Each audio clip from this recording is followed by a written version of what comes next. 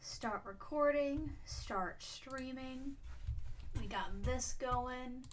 I'm gonna check on the Twitch channel and make sure it says that we're live. It's not showing it yet. There we go. Alright. Hello, hello. Welcome to another week of Doctors and Dungeon Masters. I'm the DM, Casey James, and we're gonna get going. Who are y'all? Nobody. We are nobody. No, hi, I'm Leia Leavezeller, PhD candidate, anthropology, UWM. I play Ash, the healthy version of Ash, which means he's just a happy ball of manipulative joy. We'll see how long that lasts. No, I'm kidding. You promised, Casey! Yo. If you break this promise, Casey, I will trust you with nothing ever again. It's okay. You will get no tea about anything ever Oh. again. That's rough. Yeah, that is what you're sacrificing. These are the consequences of your actions. Sorry. Eric. And I'm Eric Kirsting, resident tea drinker, I guess. Regular tea, not drama. And I'm a PhD candidate at UW Milwaukee, and I play Nor, the wizard, the crazy scientist. Yeah. And I would just like to read the land acknowledgement before we start. We acknowledge that in Milwaukee we live and work on traditional Potawatomi, Ho-Chunk, and Menominee homelands along the southwest shores of the Michigami, part of North America's largest system of freshwater lakes, where the Milwaukee, Menominee, and Kinnickinnic rivers meet, and the people of Wisconsin's sovereign Anishinaabe, Ho-Chunk, Menominee, Oneida, and Mohican nations remain present. And with that, the fuck happened last week? Stuff. Yeah, stuff and stuff and stuff. What the fuck did happen last week? Got the ring. We Yes. did get the ring. We had a conversation with Joe that was very tense. It was tense. It was like lots of emotions going on in that conversation. And I won. yes. You definitely got more than what I anticipated. And we learned that Joe has several 13th level wizards up her sleeve somewhere. Not several. Which is like several. disconcerting. That was the message that Ash got, and At now Ash least is one. very concerned. Don't worry, Nora's already working on assassinating each and every one. Starting Let's with see, the one that she reached out to in Valencia. We dropped the Warforged kid off to a tinkerer, artificer, tinkerer person. The in stasis Warforged kid who would. Yes. Yeah. Not Ash's Warforged kid that Tomas has claimed, not Nor and Faye's Warforged kid who is healthy and lovely at the school, being a cute Warforged kid. Lucky's parents came looking for Alabaster. They're gonna have lunch, I guess, sometime, or dinner or something. I feel like we did another big thing, and I'm like really blinking. You planned on doing the illusion of fire, and yes, but we haven't done that yet. We did something last time. Oh yeah, the fucking press. Yes. Where you had the sandwiches. Yes. Yes. I feel like and we started planning the what's his name? Lumiere thing. Yep, you did. Oh, I just got my personal best ever Minesweeper time. Hey, nice. While talking at 109. Okay, let's save that. That's how it works, though. That's how that Amazing. works, though. Because when you're not like super focused on it, that's when Minesweeper is like. It's when your unconscious brain is doing all the work for you, which is what you want with Minesweeper. It is weird. I do play better. Like I've been playing all week, and I've gotten a lot of 130s, but I haven't gotten below 120, and I just got a 109. So it's kind of yeah, crazy. hold on. Awesome. Hold on. We gotta share something cool. I know we're doing recap right now, But Yeah, now that video's outdated. That was my PB Yeah. up until just now on stream when I beat that. yeah, but we Oh my God, Lily. still gotta save the thing. I just have to go get the link for the video so that I can share it. So if y'all don't know, Eric is doing video All essays right. that are super hot Mm-hmm. on YouTube. Or under cold I if Am that's what you're Eric. into. Hmm. Yeah, no, they're just cool no matter what you like. That's real. I can't. Why am I found Cooking Nightmare, but I can't find. The first time I saved a PB, it was a 157, and now we're down to 109. Sub Nice. 100 maybe someday. There we go. All right, so if you want to know more about Eric's amazing video essays, check out his Minesweeper In chat. in chat. Alright. But let's play some D&D. Yep. And then, sorry, just to interrupt, I do want us to refer back to the sort of side quest doc every Yep, now and then because there's a lot of stuff going on. Y'all just keep adding. So if you wanted to add more boxes, like such as like the wizards question mark, because that's something that Nor added, or trying to get Murder Lumiere. the Wizard. Oh I yeah, mean- I need. Where's that link? No, she's not that mad of a scientist. Mm-hmm. She's, But I just figured and using that she doc literally to doesn't track use everything. magic yeah, I got the doc here. Cool. Can you We'll- drop me a link to the doc again? I guess there is like a serious danger. Like, who are these other Yeah, because there shouldn't be that many in the world. I'm searching for the link. Where are you? Why do we share so many pictures of cats? Yeah. All right. I I'm also- labeling all of my side quests as side quests and number. Yeah. And just because I know that Eric, you had mentioned it, and not that I'm saying like, oh, like you mentioned it and called me out on it. It's just like, no, I feel like it's worth noting because it does go against a lot of D&D lore, is that there is an abnormal amount of high-powered wizards in this particular environment, only because it's kind of like, it's a burst of magic after tens of thousands of years of not. So right now there's an abnormal amount of high-level people, magical classes, just because it's like making up for the large amount of there being nothing. Mm-hmm. So No, and that's fair. I was more talking about it because the in health context, potions and stuff like we that. were Yeah. playing D&D last night, and the group was trying to find a way to teleport somewhere, and I had to explain that in our setting, even though magic is pretty advanced, the amount of people in the entire country who would know that particular spell, you happen to know one of them, but outside that one person, is probably, you could count on one hand the amount of people powerful enough to cast a 7th level teleport. They might know other 7th level spells, but they're not PCs. They don't get to pick and choose their spells like when they like Yeah. level up. They just are like they specialize in something and they get whatever that specialty is. Yep.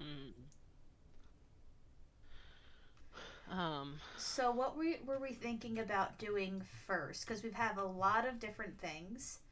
I will say that one of the things that I would like to happen sort of like simultaneously but in different spots is Nor having her lunch with the bookshop owner, while Ash is having lunch with Lucky's parents. Yeah. Cool. But I'm not sure what you wanted to do in terms of. So you did the rating the press yesterday. You will be in your separate places for lunch. I'm going to say that they're going to have lunch near your office, Ash. So you're not at your office, but you're also not at your house. So it's at a nice fancy little restaurant that you all can eat at. Yeah, I'm sure that Alabaster has kind of like a regular spot in which he conducts lunch business meetings with high nobility where the servers know him. He has a pretty regular table. Exactly. Like maybe he still has to like, depending on what kind of bistro it is, like maybe he still has to call ahead, but more or less he has like if he calls or if he needs an emergency table and they're not totally Sorry, one sec. filled up. Oh. Ooh, Uh-oh. Is it a cat thing? we don't know yet. Yeah. That he has that spot, so I'm sure that's where he would go. Mm-hmm. You know, because Ash thrives on relationships. Yep. So. Because I would say, like, you would be able to walk home with Nor to some degree. and plan what you wanted. So like if you wanted to meet up midday to do something, or meet up somewhere at the end of the day, you know, you could already have that preemptively planned. So I wasn't sure if there was something specific you were looking to do. Yeah, so Ash also wants to just kind of like, he's not entirely sure why he's nervous about, why can I Arya? yeah, why he's nervous about Arya's parents. Nor do I, but he just has like a nervousness about it for Uh-huh. zero reason. I think because he's like taken Arya under his wing and he just wants to make sure that he's doing his due diligence. Mm-hmm. So he would probably just kind of like Ash would kind of just like blend into the background, observe them occasionally, and then pick a time he wanted to like throw this very Okay. bad thing at this poor man's face. Yep. Which Leia feels bad about, but Ash does not. Yep. Um, yeah. Yeah. So you could deal with Noor, in terms of like what time of day she would be able to help you. You would know that from dawn until dusk, this man is out searching for her, going Okay. to signs, putting up posters, checking in, going to different parts of the city, and he is always at like, because after sundown you can't be you can't be out unless there's like pre-approved reasons by the Inquisition, or in certain places like there's like you're allowed to be in a tavern so long as you're going to be staying there for the night, things of that nature. And to the minute, as soon as the sun sets, he steps in his house. Like he has it like Yeah. almost like scarily so. Cool. Um, And then he would also probably ask Arya, like, she and her siblings are pretty up and up on the resistance. Maybe not like frontal fighters, but like they're Sort of like Arya more so than her siblings, because her siblings have been taking the "don't be suspicious" to heart, because that's the directions that they got. So you know that they are willing to and want to, but they're they are not not actively engaged right now. correct. What are her parents' feels about that? Like about resistance stuff? Are they boomers or are they like cool Gen Xers? You Zoomers. you would not know. Only I mean, you could ask them, but based on your observations of them, you have only ever seen Alyosha just nose to the ground looking for his child. Yeah, he And would ask Arya, okay, like if she had ever had any conversations with her parents about that. um, she would pretty much go. It wasn't really a like they never really had a conversation because they never really needed to. Right. They lived in a very small town, like super small, little like a sort of on the coast fishing village. Mm, And there was only one person in town that had magical ability, and the town just kind of collectively decided to keep it to themselves. And the person kind of like the person's like, yeah, I won't be overt about it, like I might practice it like off on this little island, I'll take a boat and practice it out there, but like it was more of a collective decision, more so they didn't really ask about it because no one seemed to have a reason to talk about it. okay. And they were only in Taizhou for like literally like a week at most before this went down. Okay. And Awesome. you would also know that Anna, who is the wife, has been working tirelessly, probably because Alyosha is not working right now, and he is, they probably relied on or were expecting to come here. And he is, probably with, collective permission, spending all his money and resources on trying to find Arya. And Anna is picking up extra hours to afford city life. Okay. Cool. He's not gonna wait super long, but I just wanted to. Yeah, he Mm-hmm. will. Probably he will pull that trigger tomorrow after, or this afternoon, I guess, if we wanted to. Whatever. Okay. It's not Yeah. really a big difference, I don't think. Yeah, just let me know like what time of day, just so I know which map to put it on. I have day and night maps, so Yeah, for sure. that's Definitely not nighttime, cause like yeah. it Or I would, mean, just at sundown, because the thing is Yeah. like would you be looking for him while he's out and away from home, or just you have someone follow him that day, and you send them like, all right, where is he now, and then you kind of go from there. That's probably what. That's probably just send like when he is like leaving for lunch. Like if we are gonna do it today, when he's leaving for lunch, you would like send someone out to like find them. You would have to send them out at the start of the day. So that's why I'm saying, if you plan on doing it, you would just have someone canvas, have one of the frat boys follow him throughout the day. And then when you're ready to go, that's when you do it. So we'll say that each of you have your lunch dates, and then afterwards you go find where Alyosha is. Sure, just clip it, and we'll just mark off all these side quests right now. That's awesome. Okay. Let's start with Nor first. Nor, you were meeting at a small cafe near the bookshop. Imagine going to a cafe. I know. Let's just say such things. No, as soon I know. I know. Sorry, I think that a lot when I'm playing D&D, or when I watch like a movie and characters are like in a public place. Oh my god. Yeah, I'm like, where's the mask? I'm just like, ah. Yeah. Yep. Yes. And it's called the Taijo Tea Shop. And you meet with Yona, who was the person that you spoke to a little bit. She's the reasonable one. One of the reasonable ones. Because if you remember, Isha and Yona were the reasonable ones. Rory and Orin were very anti-Ash, and the other two were just too into their sandwiches to really care. They were there for a good time. So Yona will recognize you and give a small wave as she steps over to take a seat.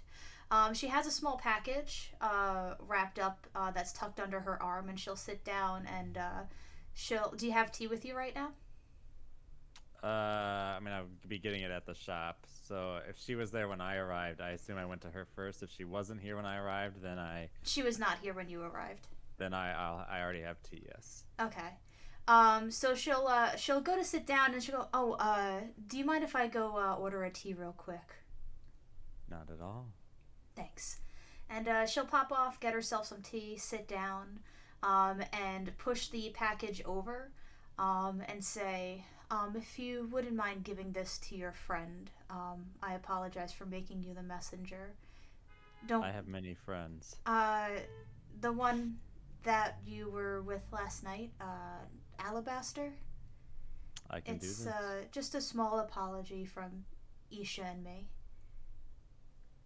Sounds good. How are you doing this day? It's going okay. The bookstore was rather busy, which is why I wasn't quite as early as I intended to be. But I mean, I guess if business is busy, then we can get a lot done. I suppose so. So we're hanging out. Yeah. Tonight. So what is it that you do? I do a lot of things. Primarily, though, I would describe myself as a fixer. A fixer, like I solve other tinkerer? people's problems. Oh, okay. That does have some shady connotations, if I'm being honest. Well, it's more like I solve the problems I see in other people. Do you see a problem in me? Not yet. Do you see a problem with any of the people that you met last night? It's more people who wear red cloaks that I have a problem with. And I imagine you say that fairly quietly. And do you? Nope. Okay, her hand will shoot out, just and she'll actually, you didn't notice it. Now you're making at a first. scene. Well, here's the thing. You didn't notice it at first, but then you feel when she put her hand up, she grabbed a napkin and while covering your mouth, she pretends to like be wiping something off like your face. And she'll go, "You had something on your face there. Be quiet. You should and she does say that, be quiet, in character, like uh Anyways, um, I wanted to see how your journey into knowledge is going and offer advice or help where appropriate. are you talking about the knowledge that you demonstrated in our back room or different kind? I'll nod. I don't do quite that. Mine is more, well, I deal with more mundane things.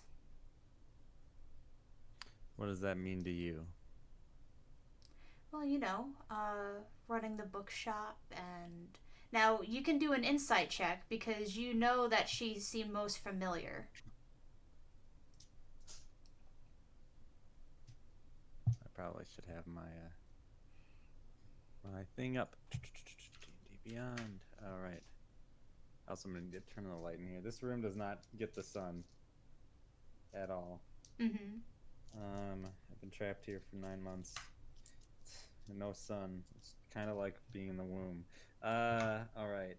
Yeah, that's a yuck. You have the yuck one. That's an 11. 1 second. She's a bad liar. She rolled a natural 4. And deception is not one of her bigger skills. You could tell that she's. Isn't one of her bigger skills? What is she doing here? What? She's. I mean, she's not like a resistance person necessarily. Like she in part owns the bookshop and works at the bookshop. She just kind of does her best to not get involved with knowing too much necessarily. Like, and the Taijo Free Press is a little well hidden despite you guys finding it, so she hasn't really needed to lie necessarily. Not everyone that's like trying to be a good person is like a liar, you know? But you could tell that she's not being truthful when she's saying that, like, she doesn't do magic, or kind of denying that, because you saw the way that she understood what you were doing yesterday. And she'll go, well, I just like to keep up with current events and make sure that everything is tidy in the shop, and there's nothing left behind at the end of the day.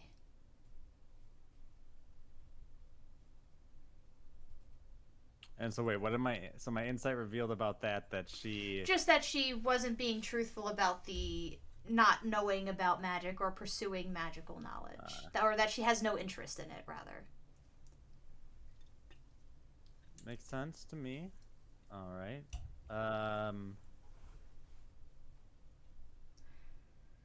Where do you want to go with this? What's your end game?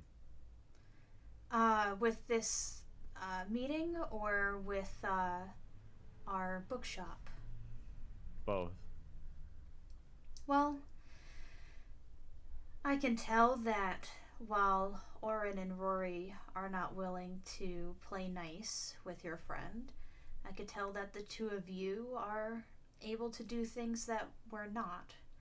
I'm hoping that if there's ever something that is outside of our purview, but in everyone's best interest, we can pass it over to you. Likewise, you can pass information over to us that might need to get broadcasted a little. As far as the bookshop, I look forward to one day having a press that is open and turning it into a nice newspaper place. But I don't think that that's going to happen for a while.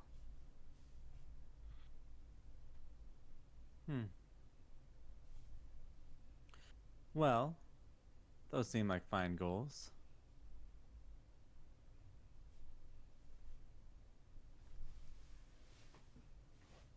I have two things to offer you Okay. and one thing to request. Fire away.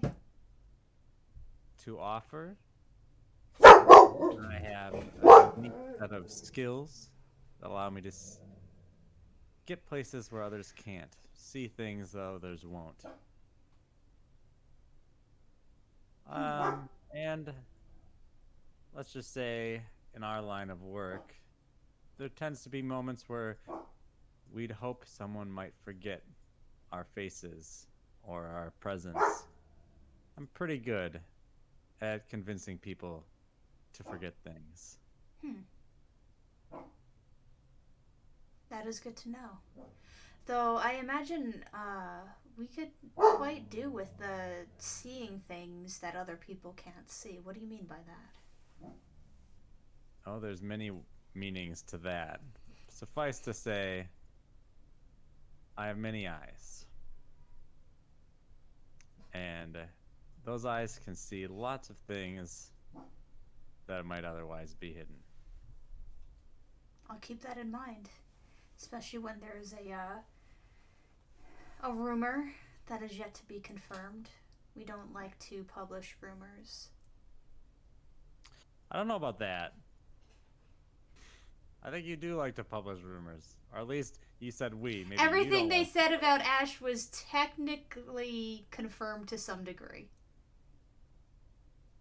Well, That you are hiding something. everyone's hiding something. And they waited until it was official that Joe was adopted to try and run that story. I mean, but let's be honest. They're peddling some rumors. Yes and no. Yeah, just because It's they're mostly true doesn't make them not rumors. yeah, like Yeah. definitely. But the thing is, they're not publishing like hearsay. They are waiting until there is some level of confirmation because everything that they have published has been confirmed to some degree. Sure. Doesn't make it But- not a rumor. Mm-hmm. But yeah, I think you get what I think everyone gets what I'm saying. Anyways, that is my first offer. My second offer is simply protection. I know how to protect places from the prying eyes of others, as you've already witnessed. And while these are not cheap skills I can dole out, I am willing to part with some of my secrets if it is able to help you for the right price. What were you looking to ward the basement? To make it so that only our friends could enter. There are two different kinds of wards of which you describe. There is the first kind, which consists of, I would say, defensive measures, and a second, preventative. Let's I'm go with the skilled in second. the art of both.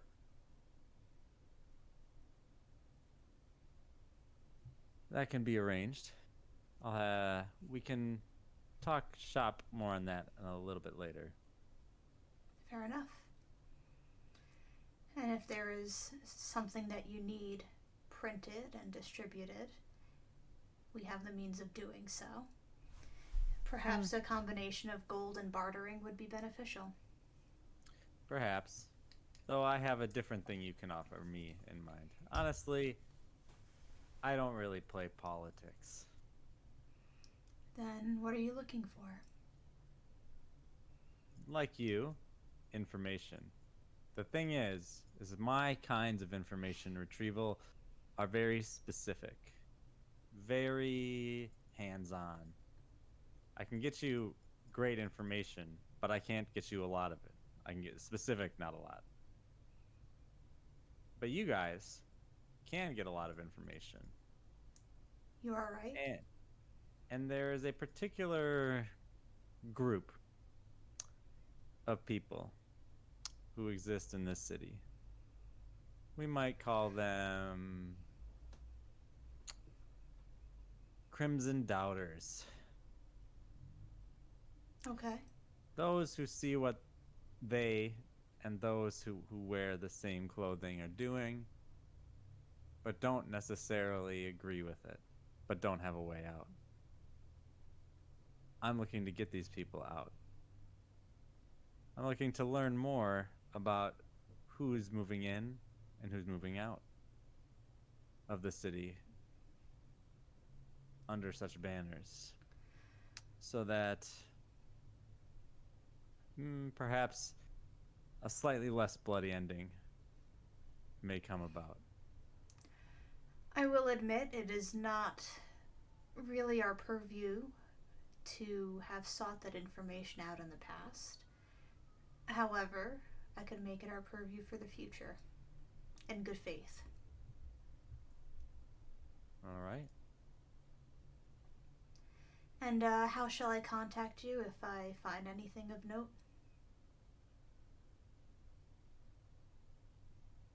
Every day I can, I'll contact you. Sounds good. So at the end of the day, if I have if I have 3rd level spell slots left over, I'll use one of them to send ascending to her and just say, any update today. And if there is like a big update, I can just go visit. But otherwise, and I'll be probably heading over on some days for protection services and warding and stuff like that. So if that's the case, then also bear in mind, because this might be beneficial for you, they do sell inks. So you would not have bought ink from this particular store in the past just because it's a little bit out of the way. But this is a place where you can get inks for copying spells and such. Also, give me a deal on ink. And she'll go, sure. It's flying off the shelves nowadays.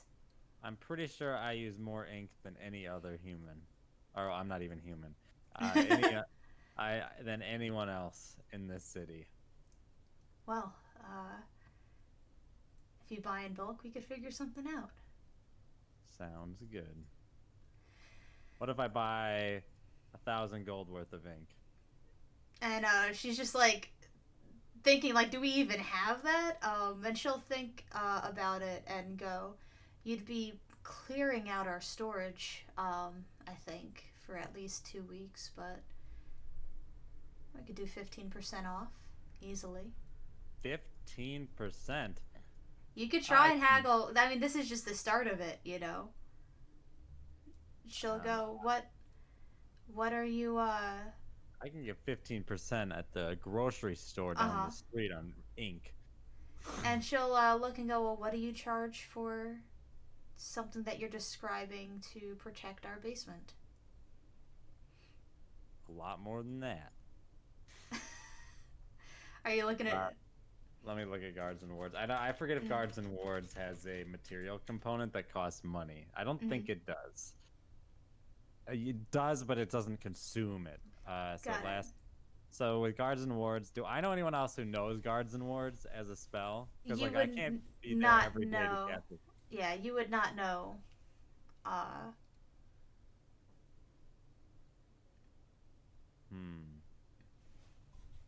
Let's see. What's going on here? Sorry, I was thinking about something else. I just want to look at abjuration spells to it.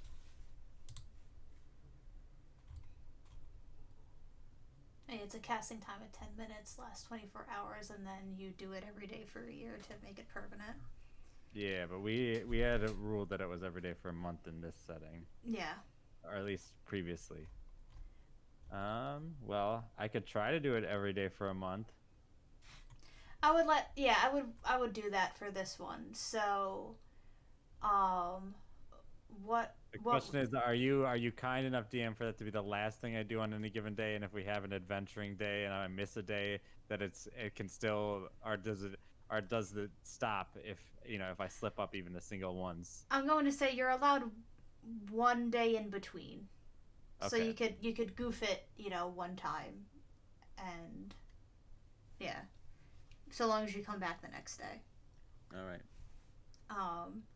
I kind of like the idea that you have the 24 hours that constantly lasts, and if you don't Mhm. cast it again in 24 hours, it drops. But like the residual magic's there for an additional 24. So as long as you cast it again, you keep the counter going Yeah. within that additional 24 hours. Mhm. All right, that Yeah, I'm sounds fine good. with that. So you can let them pick however they want the guards and wards to do it. Note the guards and wards Mhm. is more defensive than preventative. Well, what was But I the can because they asked for the preventative one. preventative was more well, the guards and wards is a little preventative, but Yeah. it's more defensive. But if I recall, because it makes it so you can't scry into it. Yeah. Um, and yeah, there's a password to make it become immune, so it's mostly defensive. And then, but what I was thinking was like illusions, like permanent illusions that Got could it. help. No, I think guards and wards would work better now that I'm thinking about it, because you already Arcane have the. Lock, Mordecainem's Private Sanctum, which makes it so sound can't pass through things, and sensors can't appear inside the area. I forget if I actually have this spell. Actually, I think it might have been in my thing. Yeah, I think that's the one that I was thinking of, and yeah. I don't know if I have that spell, or I have to check all the scrolls. I know I don't have it on my current spell list because I did guards and wards instead for the school. Yeah, I'm thinking Private Sanctum because that's the one that they would want. That's easier. That's a fourth. You have to make sure I get every day. So Yeah. I'll just come by. I don't need to do ascending slot then. I'll just come by once a day and cast Mordecainem's Sanctum. But I'll look and see if I have it. Otherwise, I'll go buy it. Yeah, but they'll take either one, so like you don't have to do a special thing. Like whichever one you have available is the one they're taking. And what would Nor charge? What's Mighty Fortress? Mighty Fortress is great, but not for this. Yeah. Ash would want you to do that one, if I'm being honest. Mighty Fortress is very high level, if I recall, though, right? Yeah. I think 7th. But I have it now, so I can do it. But what was I gonna say? What would Nor charge? I would say it would take about 2 hours out of her day between walking there, walking back if you don't teleport, and the 10-minute casting time. Also being someone that for the month. I think this is good. 1,000 gold pieces of ink up front, and then 1,000 gold pieces of ink on completion. And she'll think and go, I think that is agreeable. I would just have to consult my partner, because this is not just my business, but I'm pretty sure we can make that work. Contact me by the end of the day, and I'll have a contract and the gold ready. I mean, the ink ready. Just know that we're going to have to place a big ink order, because I think you'll clear us out. If for any reason it's back ordered, please just know that we do intend to deliver. It's just we can only get the gold so fast. The ink so fast. So essentially going like, yeah, you've got it. If there's a delay on the ink, please know that like we'll give you whatever ink we get in. It's just that like if the supply's dry, we can't do that, and they'll probably compensate you gold until the ink comes in, just to be in good faith. Sounds good. Cool. Let's pop over to Ash, who What's up? You are the one that arrives first to the bistro, and you see Howard and Maria Dogfellow strolling in, looking opulent as ever. Maria just begs for attention, always wearing like bright colors, bright and deep colors, like a magenta sort of style, not like a hot pink style, or a lavish purple. Her hair always done up perfectly, makeup always popping out, but not grossly so, because people can overdo makeup. So definitely spends like 2 to 3 hours doing herself up before she even thinks about leaving the house. Howard is similarly well dressed, but he is, more plain in his attire, but definitely well tailored, well groomed. And Maria will hold her hand out to you, just pretty much expecting a kiss on the back of it and for you to Yeah. sit I her mean, of down. course, he will like do the thing where he like stands and like, that whole all the rich people things that rich people do. Yeah, definitely. And Maria plays into it so much. Howard does too, but Maria makes a show out of it. And Mm. she will be very upset if it's not played into. But I know that I Alabaster mean, will. I can roll it if you want me to, but No, you know it. Like, Alabaster knows. And Howard will immediately order an expensive wine for the table, and several appetizers. And he will look over to Alabaster and go, "Well, I haven't seen you in a while." it's been a long time, friend. Friend. I don't know why I said friend. You Yeah, know what I mean. yeah. Tell Um, me, what have you been up to lately? You've been quite the busy bee. well, it's been a lot to take on. Um, Mother passing so early in her life certainly was, Yes, and you did get our flowers and condolences, correct? of course, yes. Yes, it's such a. I hope you received the thank you card. Oh yes, it's None of possible this that. actually happened, just so everyone Yep. knows. This is Yeah. entirely like posturing. It's fine. Yep. No, I love it. Um, yes, it was quite a tragic passing. In fact, I believe you were quite younger than she was when she inherited the family business. Yes, sorry, everybody. I am texting a friend of mine who is gonna come grab holiday cookies from me. Yeah. Um,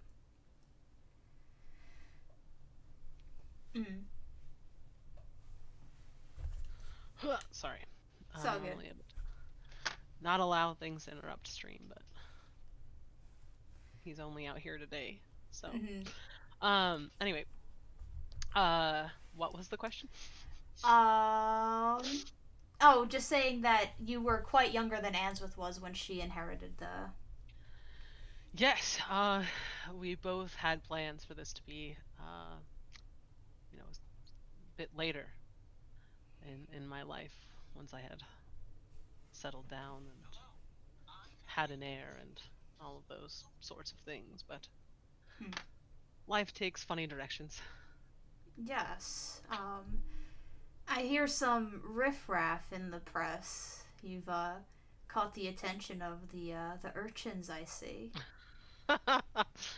Ah, yes. In small potatoes. Yes, and all press is good press. We know that Exactly. this charity is just a front. We similarly use charitable means to avoid Sorry. paying our dues, and well, the poor don't understand how the rich use charity for our own means, and they get angry when they don't know. Honestly, I've felt very little blowback from it. In fact, this seemed to only gain respect amongst those who are my equals. Yes. Or betters, in fact. Nice. Uh, yeah, no, solid. You are definitely appealing to them perfectly. And Howard will kind of put his arm around Maria, and look over to you and go, "I heard, also whisperings that you, are in contact with our son. He was quite silly. He's been, traveling around, doing a gap year, and forgot to forward us the address of the estate that he is, staying at. We have some, news we would like to give him, and we would want him to come home briefly, to greet his future sibling." Oh, congratulations. That is truly exciting. In Alabaster's mind, now he has a child to give to the orphanage, which is just fucking perfect, and this is all coming together. Anyway, Uh-huh. um, because they're expecting one. Wow. Yep. Um, congratulations. That is truly you're truly blessed. Of course. I know that he is moving from estate to estate. As you said, he's traveling. So I get word from him, and I was planning on waiting for that word um, before I sent my present, which I'm very excited for. And Yes. I will be happy to send along that address as soon as I have it.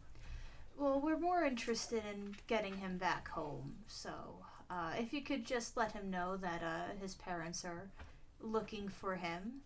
And Yes. I'm surprised he hasn't contacted you. I know oh, how he's been in contact quite a bit.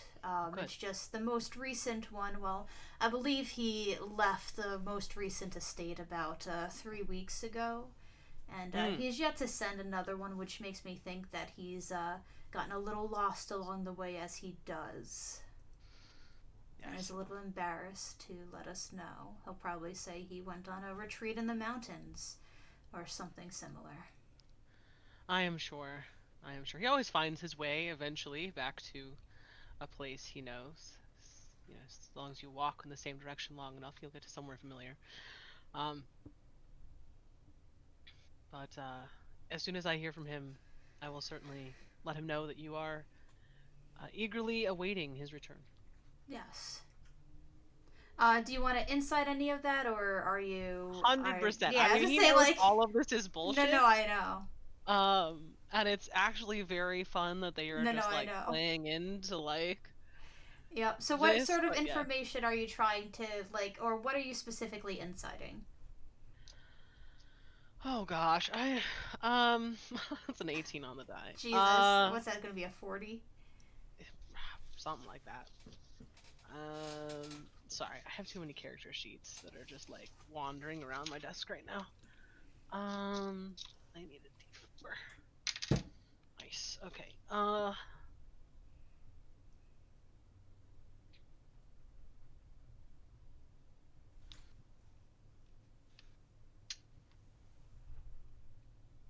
37. Jesus Christ. Um, what is he specifically looking for?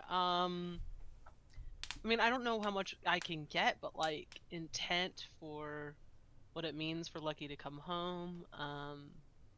He knows that him being in contact from estates is false, but has Mhm. Lucky actually been in contact and they're just kind of like saying it's from estates?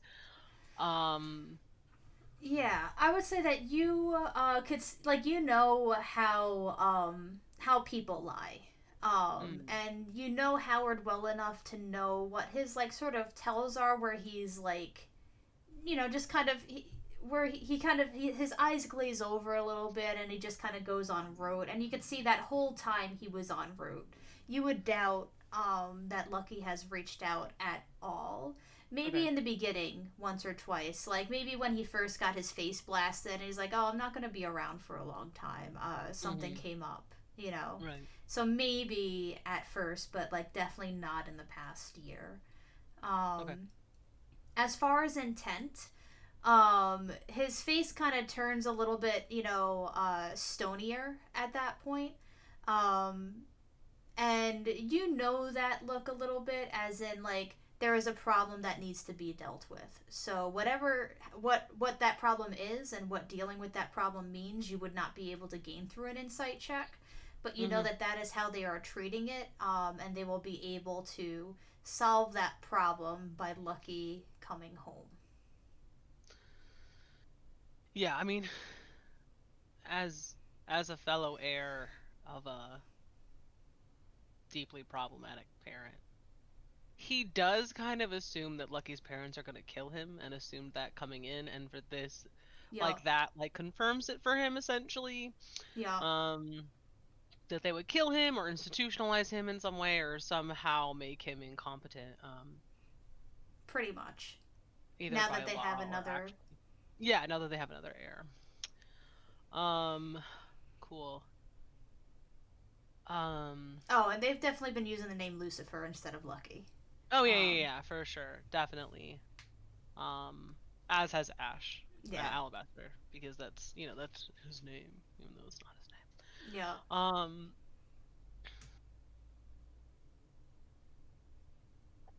He'll like sip at the wine and pick at the appetizers and etc. while they're talking.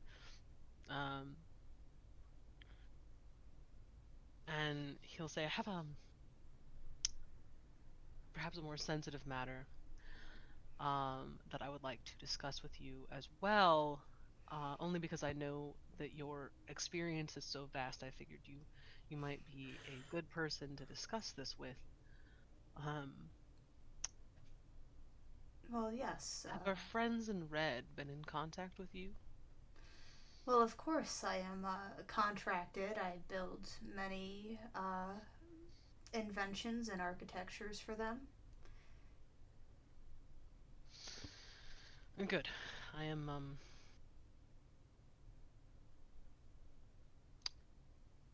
attempting to find allies. There have been some whispers that some of us are working for the other side, and Yes. that is unfortunate. Well, we are dealing with it ourselves internally as well, so if there's sudden deaths and unfortunate scenarios, well, now you know which families to not trust. We haven't vetted out all the children yet, but the heads of households will be dealt with, and our friends will make sure to look the other way. Children are far more malleable.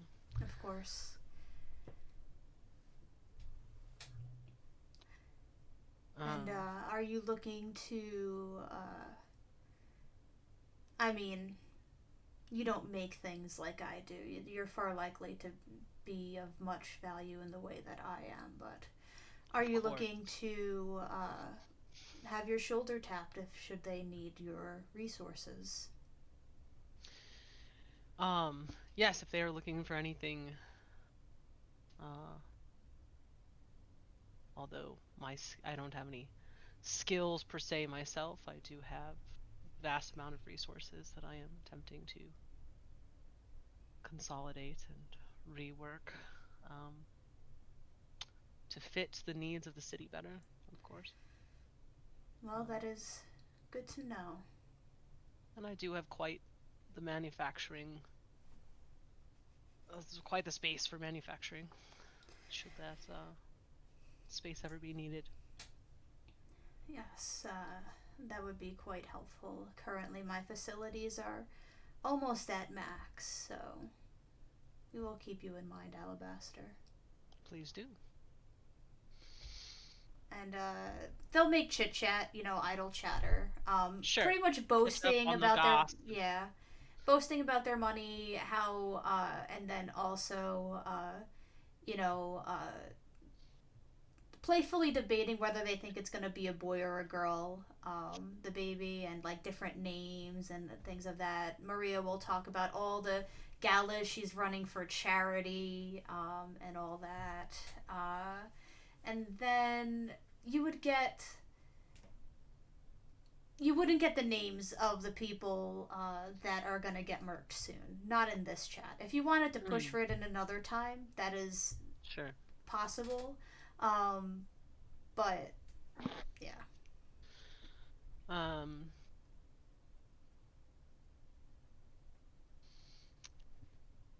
Yeah. Yeah, we'll do that in a different chat. Sorry, Alabaster's conniving side is now like fully taken over. Well, I also intend this to be like potential things that you and Nor can do like in game, so it's not gonna be a. Yeah, Save I the mean, rich like, save some people. beats, get them the fuck out of here, while also strategically, utilizing their wealth for the resistance. Mhm. Um, Yep. Considering this is so gross, but considering writing a manual on the creation and manipulation of good heirs Oh my for the god. coming generation as something that he can Jesus. offer. Incredible. Um, so fucked Yeah. up. Yeah. Anything he's gonna do for the Inquisition is gonna be super fucked up. Yep. However, getting in so that they can like get in and murk some folks or save them, Yeah. nor or save them, um, is important. Solid. Oh man. All right. So you all finish your respective lunches. Yeah. Ash, do you use ascending to get in contact with the frat boy following Alyosha? Yeah, and then probably also do ascending to Nor. Mm-hmm. I do have a question. Does Alabaster pay for lunch, or do they pay for lunch? I'm gonna roll because it's on the fence on whether. Actually, I'm gonna 'Cause do. I'm Axel gonna do. obviously, Alabaster will Yeah. obviously offer, Yeah. So pretty much, it's but either they want to flaunt their wealth or they want to flaunt their power. So which one are right. they flaunting? So if it's under a 50, they're flaunting wealth. Over 50, they're flaunting power. And they are flaunting their wealth today, so they will pay um, He for will the.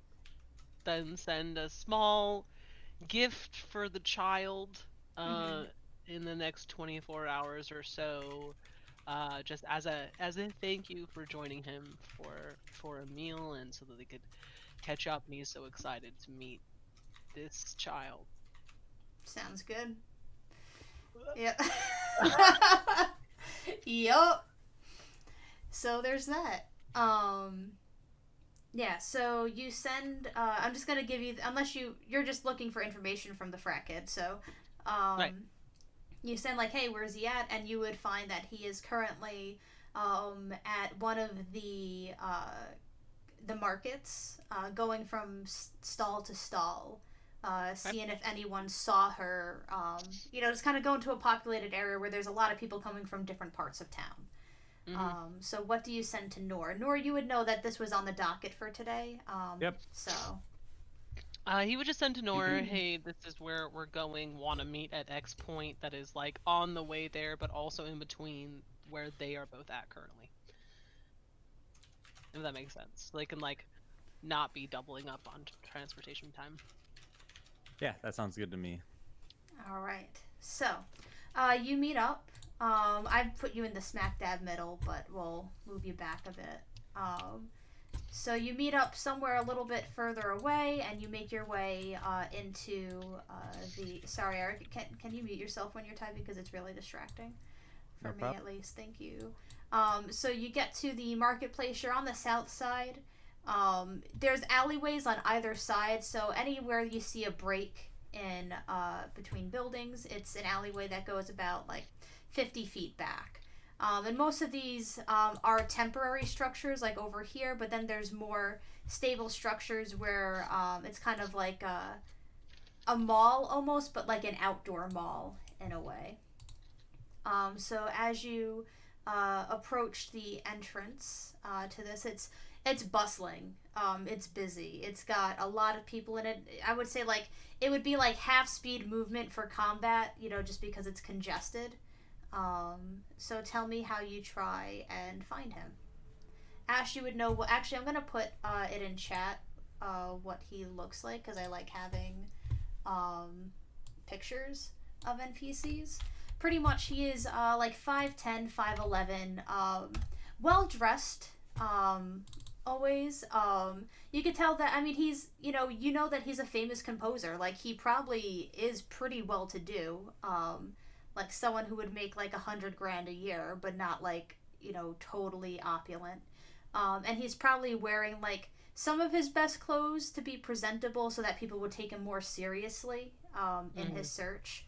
So 5'10", 5'11", wears clothes. He does have a scar going down from about his nose down to halfway down his chin. So. Ash is gonna. So Ash would also change Mhm. before they get to the market Who would he be? into Ash just plain person clothes, like, Okay. because he doesn't want to be like, because he was like in full Alabaster regalia. Right. So He now he's doesn't want to just be like like, I'm Ash. a noble in the market. Like, no, we're not there anymore. Yeah. He wants to be kind of stealthy.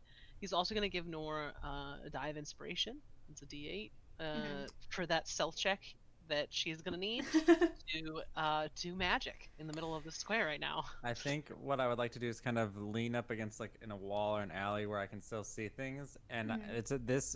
All right, so I am just remind me. I am attempting to give the illusory effect of like burning smell. Mm-hmm. Is there something Well, you have to else? find him first. Yeah, we have to find him first, but Yeah, the but plan is illusory smell of fire or burning, and also the whisper of his dead name, essentially. okay, so I will need to be within 10 feet to do those two things. Okay. And would you But be able to target just him with that smell, or would everyone be able to? so well, okay, so you create just an odd odor. That's what prestidigitation does. Hmm. Well, It's a if 5 foot cube, so you could just do it like in his head. yeah. Well, prestidigitation is 10 foot. You create Oh. a harmless effect, so like an odd odor. So I don't know if it emanates from me or if I can just kind of like it said no. You create one of the following magical effects within range. So I just meant it Yeah. on him, that Yeah. burning smell. So Almost like other if you were people walking would. by, you'd think he smelled like burning, Yeah. not that burning was like just suddenly appeared. And then Yeah. I've got minor illusion, which you create the sound of a image Right. or object within a But range. then everyone around him would also hear it. Is the issue. The volume can range from a whisper to a scream. It can be your voice or whatever, and it's at a point within range, right? Right, but if you say once again, it's congested. Like imagine a bunch of people standing right next to each other. If you whispered it into his ear, the person next to him would also hear it. That's fine. Yeah. All right, They y'all. I wouldn't am very sorry. necessarily know who's whispering. I'm gonna have to get up and go take care of this. And So so I rolled a perception of I can math 27. Okay. To find him, inspiration for Nor. Yeah. And he's just gonna be watching, inciting, trained on him, but like in stealth in the background. So I can Okay. roll those rolls and take it back, but I will be. Yep. 1 second. Go for it.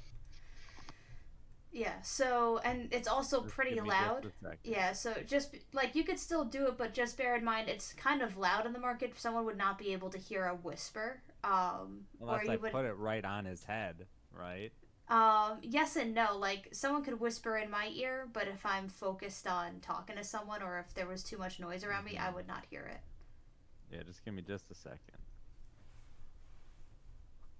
Like something like not that I'm trying to tell you like what to do, but something like message would be far more effective because he has no choice but to be aware of it. I don't. Whereas stuff. I don't have a message as a spell. Got it. How about this? Mm-hmm. Can we Or see you the could try back and, of like- his neck? You would be able to position yourself to eventually see it. So with Ash's 27, I'm just gonna pop him. He is currently at this stand, engaged in conversation with one of the, the worker there, holding up a. Is there like a terrace or anything like in the around like a higher place up? You would be able to climb up onto a rooftop and just kind of like lay on your belly.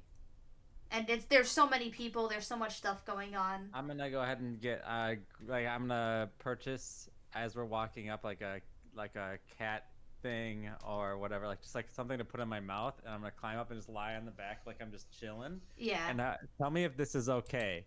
All right. So with major image, you create. It's got 120-foot range. You create the image of an object or creature or some other visible phenomenon that is no larger than 20-foot Oh. cube.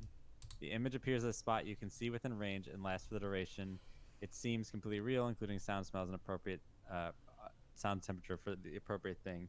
You can't do enough heat to it. So as long as you're within range, you can cause the image to move to any other spot within range. As the image changes location, you can alter its appearance so that movement appears natural. I'm wondering, can I make a major illusion of like a mole on the back of his neck that smells like burning and has a mouth? And a mouth? You're gonna do magic mouth? No, I'm asking if I can do this. It's just an illusion, right? Like it doesn't have to necessarily correspond to reality. So I'm asking if I can make an illusion that's like kind of on the back of his neck that I just used to kind of trace him, and then I could always just do ascending, I guess. Yeah, but you would be able to do that. The mole Okay, with fine. the mouth and... Okay, then I'll just have a mole with the mouth, and I'll have the mouth go name, whatever the name was. I can't. I would say definitely put the mole like under his just under his ear ish because it's like fine. As there. long as I can see that point, and then I will use malleable illusion. So like as he moves around, I'll just be using my action to keep the. It's kind of like a moat. It's almost like it's just a little moat of ash. This is kind of almost dangling off his ear or something, you know. Mm-hmm. And then it will whisper in. It's what's one of those things from Spirited Away. Yeah. You know what I'm talking about? Mm-hmm. Sorry, I'm just looking at... He rolled a 4 on his perception, so it takes a while. You're like, Jesus, this guy, you know. So, like, how long does it last? Like, if it lasts for 2 minutes, I think major image lasts for 10. Okay, yeah. So then... I believe. I'll double check, of course, but... Yeah. Yep. Yeah, it takes him 2 minutes to, like, finally hear it, because it's like, you know, he's, you know, engaged. There's literally in his like 5-foot cube like 3 people at any given time, you know. They're all pressed up to one another. And finally, by the way, let me send that thing out to the stream city. So this like one of these, but really like even tinier, is just hanging out like kind of on his shoulder, like the little black dudes. Yeah, that's what I based. Black moats. Yeah, that's what I based the explodey guys in the. So I've seen one of them. So like I'm basing off one of those.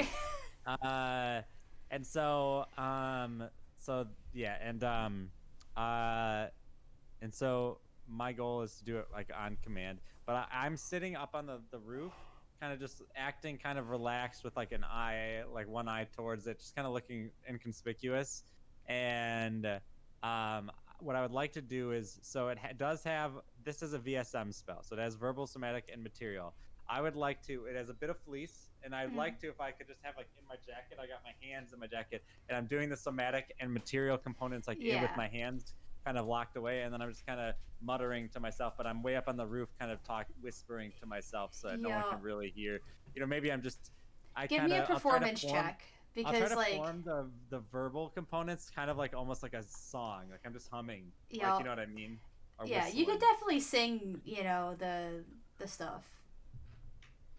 That's a 15 performance. So, you feel pretty good that like you have you just seem like some person chilling out, like swinging off of a rooftop, enjoying the nice day, singing to yourselves while you're ruining this man's life. Okay. Sorry. I'm kidding. So just to catch you up, Nora went onto a rooftop, like has like a cattail in her mouth, just humming a song, but really doing the verbal components for major illusion. Hands in her pockets, doing the somatic and the material. You are watching this man with a fine eye. And it takes about 2 minutes after, what's it called? The spell to go off for him to hear anything, and he is milling about and then just stands stock still. And just imagine that you're about 10 feet further back, so that, like, you're not like there where he can see you, but like you can, make yourself look a little bit like busy, just like, oh yeah, I'm just checking out, I'm just cleaning up the garbage, tidying this up, sort of thing. And he starts looking around. His face is completely pale, and then he will walk further out away from the crowd because it's a little bit more sparse here, and start listening. Nora, do you keep up the illusion while he does that? Do I feel like I've given Ash what they need? Yeah. Yeah. No. Ash would have said he really just needs that kind of split Yeah. second first reaction to this, That's what I recall and that from the if other week. if this is who it is, that we actually don't want to do any more than that, because he doesn't want to like completely mentally scar this person. Yeah, He so just needs like it that stops. first read. It only happens the one time. Once I see that they noticed it. Here's my question. Do you do it so that they doubt whether or not they heard anything? Or do you actually, you know what? I need to roll a D100. All right. How long do you wait and observe him? I mean, I would get that initial read, and if he continues acting like he walks away, Ash would follow just to see what he does. Yeah.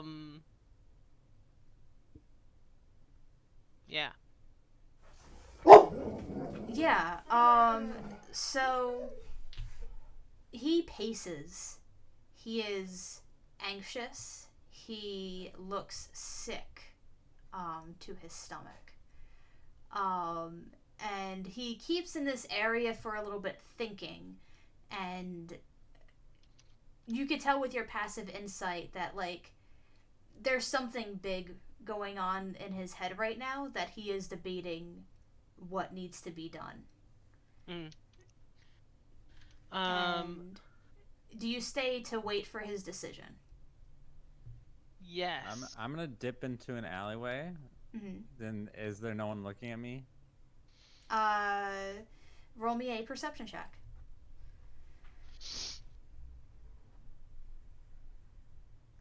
7. I mean, Beautiful. you drop down off of the rooftop. You go into that alleyway. You don't notice anyone around you. I'm gonna try to be as stealthily as possible. I am going to changeling shape into the daughter. Oh shit! Why are you doing that? That's not a part of the plan. Do it. Whatever you're gonna do it. Okay. I'm gonna roll and see. Okay, I rolled to see how many minutes it would be, and Ash, just as you see Arya walking up to you, who you assume that is Ash and I are telepathically who you bonded assume right is now. yeah, Yes. you can Okay. be. Okay. Yeah, who Okay. you assume is Nora. And I would say even without that, like Arya would not be here. She would be at Nora's school, and you Right. were you were best friends with a changeling, and Right. and she's wearing Nora's clothes. Like there's Right. Yeah. just as No. I don't want to approach quite yet. No, but I'm saying you are at, like, as soon as Ash sees this, at the same time, you watch Alyosha book it. Like he didn't see me. He just starts. He running. did not see you. He starts hauling ass. Oh shit. So Ash is gonna follow him, hauling ass after, and just like totally as innocently will make a deception check if I need So to, here's- as I can. So we're gonna have to make decisions. Yeah. He has a movement speed of 90 feet around. He is very obviously running for his life. Like, Yes. and this is like just above table. Like he typically would only have a dash speed of 60, but this is like a fight or He is flight. deciding So right now that he is gonna leave town, right? Like he's gonna pack his shit and deuce. Like that is what Ash is getting from this right now, whether or not that's true. yeah, but you're getting like that sort of like fight or flight, which How is far why away he's. is he? So this is where he starts, and you all kind of like can see all this. You are all you were all in round with one another. So what I am trying to say is he is almost causing a scene with how fast he is running. Not that like running itself, not that he's doing anything, but running itself is odd. When you're just walking on the city and someone just starts booking it, you're like, okay. Yeah, Ash is. So Ash. Oh, go ahead. pause. If you give chase through normal means, it's going to be suspicious, and people might try to stop him and or you. You said 90 feet per round? Yes. Round 1, he's running in a particular direction. I can see what direction he's running in? Yes, you can. I grab Ash and move into an alley. Why? Oh, baby, we can move much faster than 90 feet per round. Oh, but all Ash wants to do is just yell, Alyosha, I have information on your daughter. I just like yell that across the quad. Like, does not care, has made a mistake, realizes he has made a mistake, is now like. I sound exactly like Arya.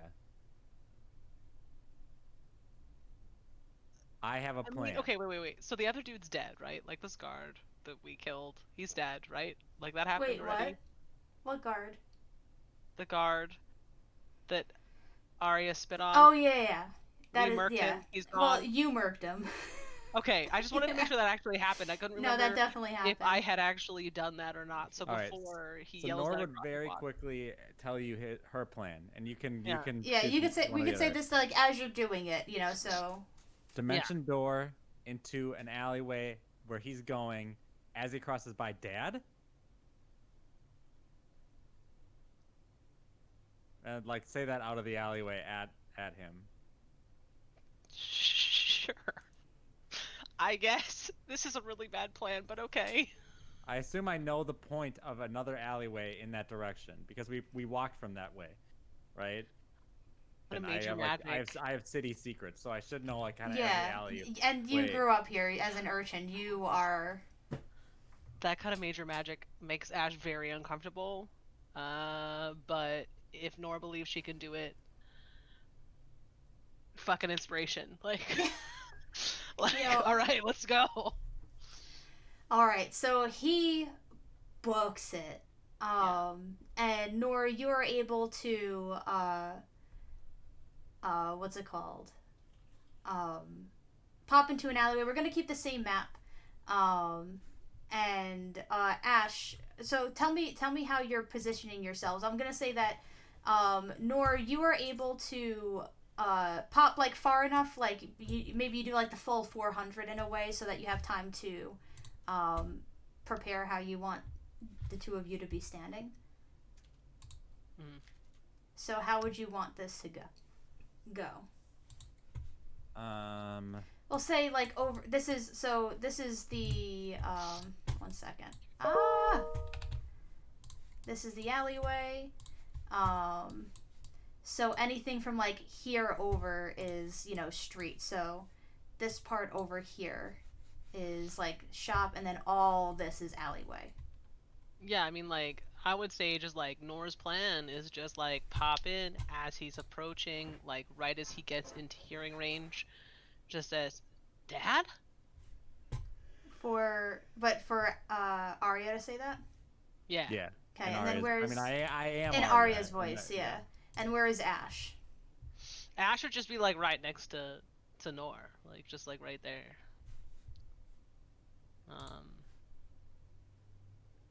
Okay. So you pull that. God. Just gotta get him stopped. That's it. I know you do stop him. So you do Ash that. stay kind of hidden. Why? Because we gotta know where he's going. He could be doing something crazier. So I'm just gonna like ask above I think we just blew his cover, and for whatever reason, that's a super fucking huge deal. And now he's gotta keep his loved one safe. That may be, but it also could be that he's thinking, something else. We don't know. But we gotta ask that question. Yeah. Right. But I'm gonna my ask, question where is, are you going? Yeah. So what happened once I say when? dad. Yeah, so but I wanted to be clear. Is it going to appear that it's just Arya in there, or Arya and someone else, and that someone else being Ash? So I wanted to know whether or not Ash was like, If crouching Nor behind. wants Ash to be hidden, he will be hidden. His plan was just to like be right there. But if Nor thinks that's a bad idea, then he will remain kind of like off, so that he can follow. So what is Nor's plan? Just we'll start with the dad, and let me try to see what I can get from there. But you'll be joining in soon. You're like listening in, right? You're like right there. Okay, But that's fine. standing next to Arya. No, so I Behind, would Okay. be in hidden. like kind of relatively hidden, like doesn't like, and I assume like in the sense that you wouldn't assume we were together. You know what I mean? Like you're behind, but you're, you know what I mean? You're not. Does that make sense? What I'm saying makes sense? I don't know if it makes Yeah. sense. Yeah, I don't know. I'm like standing against an alley, like scrolling through my phone, waiting for someone or something. Yeah. Like that's But entirely a making deception. yourself and not action. like entirely present. Right. Like, Like yeah. probably like one of those background people that you wouldn't even notice unless you were directly looking for them. Yeah. So like if they do a perception check, they will see him, but Right. it's more of like a deception than it is actual stealth. Yeah. That's fine. Let me just think of what he would say. Give me a second.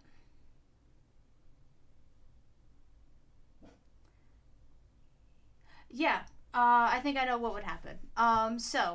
He starts rushing past. And then you do the dad and Arya's voice. And he turns to you, Nor. And you don't have to do a insight check. You do not see relief on his face. And you could choose to stop this. But what he does is he rushes forward and like grabs you by the front of your clothes and kind of pushes you against the wall in a way, and like he'll not looking to hurt you, but just kind of like no nonsense style. And he will say, shouting. I'm not going to shout into the mic, essentially, but going, I don't know who you are. Just tell Answith she's won. Oh fuck. Oh fuck. I am Fuck. going to So Ash Give will- my daughter back. Can No. Ash will. Sorry, Nora. Can I cast you a react. spell? Oh, well, yeah. One sec. Yeah, we're in the alley now. Alyosha, right? Alyosha. Okay. Oh fuck. Yeah. Like Ash would be like turn, just like put his hands up, like obviously being like, we do actually know where your daughter is. We were just trying to get you to stop running.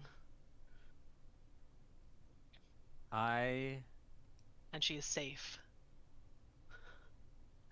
And you don't necessarily have to follow us to her. We could send her to a place that you choose. Like, I could. He still Send is for her gripping, right now. gripping Nora's clothes tightly. And he actually like looks even sicker when he sees you. Yeah, he knows who I am. That's fine. Yeah. Because this isn't a good look right now. No, it's not. And if It's he had not. known that he was fucking attached to his mom, he Yeah. wouldn't have done it. I But know. it's too late now. As soon as you made that plan, I was like, yes, do it. Make me laugh. Oh, man. Nora, you wanted to do something? Well, does it look like he's about to run?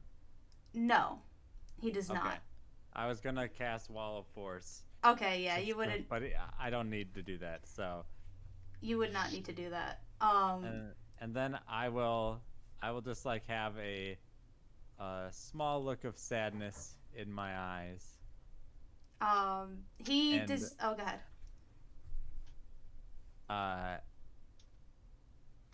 And I will say, listen, You seem kind of spooked right now. For lack of a better word. Pun fucking intended. Let me help you out. Your daughter got in a lot of trouble with some very powerful people. Mainly the I and my associate broke her out of jail. And we've been looking for you.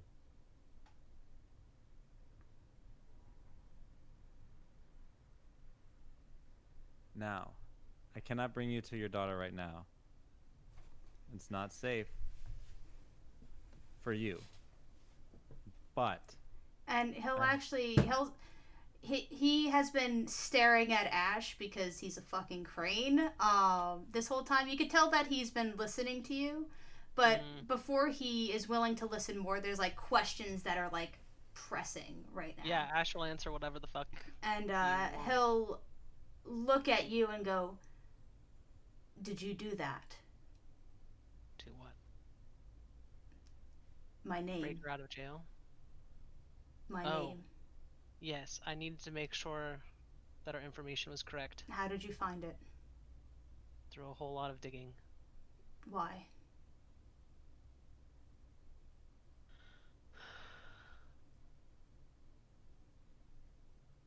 This sounds really awful now. Because of who he is, and how they're fucking connected, and how his mom fucking burnt their fucking house down. Killed his whole family! Which he didn't know until right now! Fuck! Shit! Balls! Yeah, he's just gonna be like, he's actually gonna say, this is gonna sound like the most disingenuous thing I've ever said. Mainly because I am learning information I did not have until this moment, which was in fact the purpose of this entire endeavor, but is unfortunately not information that I wanted to receive. I needed to make sure Arya would be safe sending her back to you.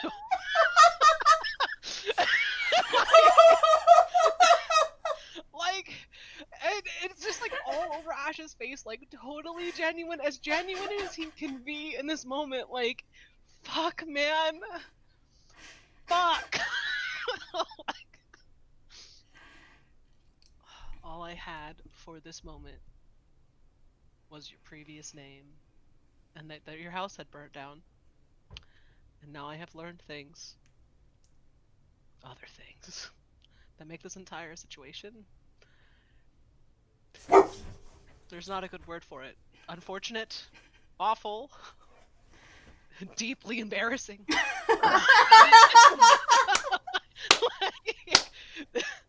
When you say deeply embarrassing, like he's still not having a good day. He's still being thrown for a loop, but that kind of breaks the tension just.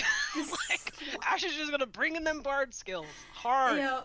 Like, And he'll Yes, I glance checked briefly back at file. And finally let go, realizing that he was still holding on, and he'll give a brief I don't apology and I'll take a say. step back. And he'll go, "What were you doing in prison where you broke her out?" What was were I we doing? Above table, what were You we were doing? you were breaking Thunderbird out. Right. We were breaking. I'll just. You be- broke a I'm lot of sorry. people out, but Can I speak frankly for a sec? yeah. Yes. All right. We were breaking someone else out, and then we found Arya, and I run an orphanage for people who can't go out too easily without arousing suspicion, if you get what I mean. People like me. But what I will say is I was really convinced that you had burned down that house, so that's why I did it. I'm sorry, I thought and I really love Arya. I've been hanging out with Arya every day for like a month.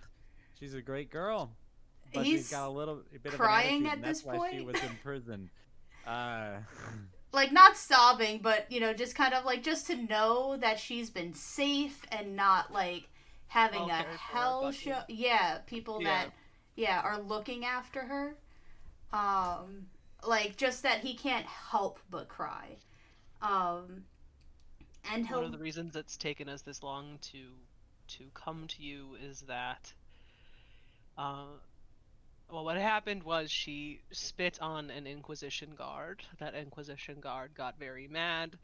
That Inquisition guard is no longer a problem, which is why we can now come to you. and he knows what you mean by that. He's dealt with cranes before. You know, he's still a crane, okay? Like he might be much changed and like a good person, mostly, like 85% good person, but he's still a crane. Yeah, no, He's which gonna use the tools at his disposal. is hysterical to me. And he'll look to you and go, so you both know her. Arya? Yes. Hold She on. owes us. What? Oh, she what? I said she owes us. Like, but that's in reference to like breaking her out of jail. Yeah. Not that I plan on, you know, if someone's the victim of injustice, you don't ask for payment. When can she come home? As soon as she knows you've been contacted. Tonight? You've had a long day. Maybe we should wait till tomorrow or something. Get the house ready. You know, it might be too much for your little heart. He shakes his head immediately, like. Yeah, Ash is No, also no. shaking his head like, what the fuck you mean, Dor? If You just- Ash keeps this from fucking Arya, Arya's gonna literally smack him in the face. She does have an attitude. Like, he will literally Like she is get bitch Spitfire. slapped and will deserve it. um, And you know. Ash at this point is just like, if it's okay with you, I would like to continue doing music lessons with her. She is a very promising student. Yeah, my mom burned your whole family, but can I keep teaching her lessons? Please. He looks at Arya's you. so fucking cool. It like Are you it saying makes him that so as he mad looks? that Answorth has fucked something else up. He Like, turns and from the grave, she is still making fucking problems for him. he turns to you and he goes, "You've been giving her lessons." Yes, well, that is my trade. I know. And she has a beautiful voice. Working with students of such talent is a joy, and honestly teaches me just as much as I teach them. He is looking calmer and calmer, like the more you talk. Mhm. Which is And good. the initial shock of you being a crane, like, is being washed away, where you're like, "Hey, super awesome composer guy, I've been teaching your daughter music, and she's great," and all that And stuff. also, 'Cause like, I'm one of your biggest fans, and I'm so angry that my mom burned your house down! pretty much. Like, is not gonna say that now, but will say that in, like, a year when this is, like, past. Yeah. And, like, gonna just, like, hold in his, like, weeaboo excitement at meeting this composer, and but also in the most fucked up way I possible. know. And he'll look to the two of you one more time and go, "So, neither of you know anything else about that name or who I was before that?" No, the entire everything we knew was the name and that your house had been burned down and that your family was dead. And that is it. And now we know more. But it will not go past either of us. There are 3 people, 4 people that know, Who's the including you. fourth? A contact of mine. Friends of Answorth? God, no. Like, actually, that is his actual Yeah. just for our, oh god no. Like imagining fucking Joe and Biff. Oh my like, God. duking Yeah. it out.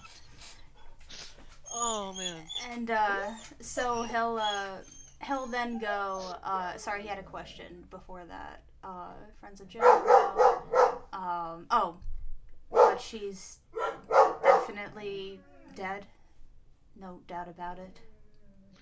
So Ash being genuine has the byproduct of him not always being able to like control his face because he is so on most of the time, and now there's this like relief moment, and he just gets this like deeply maniacal half smile on his face, just like for the splittest second ever, and is like, yes, she is dead. And That lady can't hurt you anymore. he Yeah, mostly because if she's not dead, we're taking one more fucking trip to the goddamn berry forest. We're gonna have a goddamn conversation. The last bit of tension finally, or there's still a little bit, but the last big tension finally leaves. And if you permit him, he will give each of you a very strong hug. And thank you. 100%. And he'll give Ash a pat on the shoulder and go, "Your mom's a bitch." Was. And Bitch is the wrong word, I think. it's too kind. Evil. Deeply problematic. Evil. I was too poor to ever know her. So Would glad. you two like to join us for dinner tonight? No, I got a date with someone else. I would be honored. I'm gonna be meeting. I'll most Yeah. retcon that this is Lumiere night. Sure thing. All right. So we can make those two things happen. We'll sort of fast track it a little bit. I mean, As they walk away yeah. from him, Ash is gonna do ascending to Arya, being like, "Didn't think this was gonna happen today, but you're going home tonight. Pack your shit." And you'll hear back, "Oh my God, that's awesome. But like, I feel bad just ditching Noor. I want to go home, but can I still go to school here?" Also, we're still lessons. Then she ran out of words after that. He will send one more sending just because she asked questions and be like, "School and lessons likely. Having dinner with you and your parents tonight.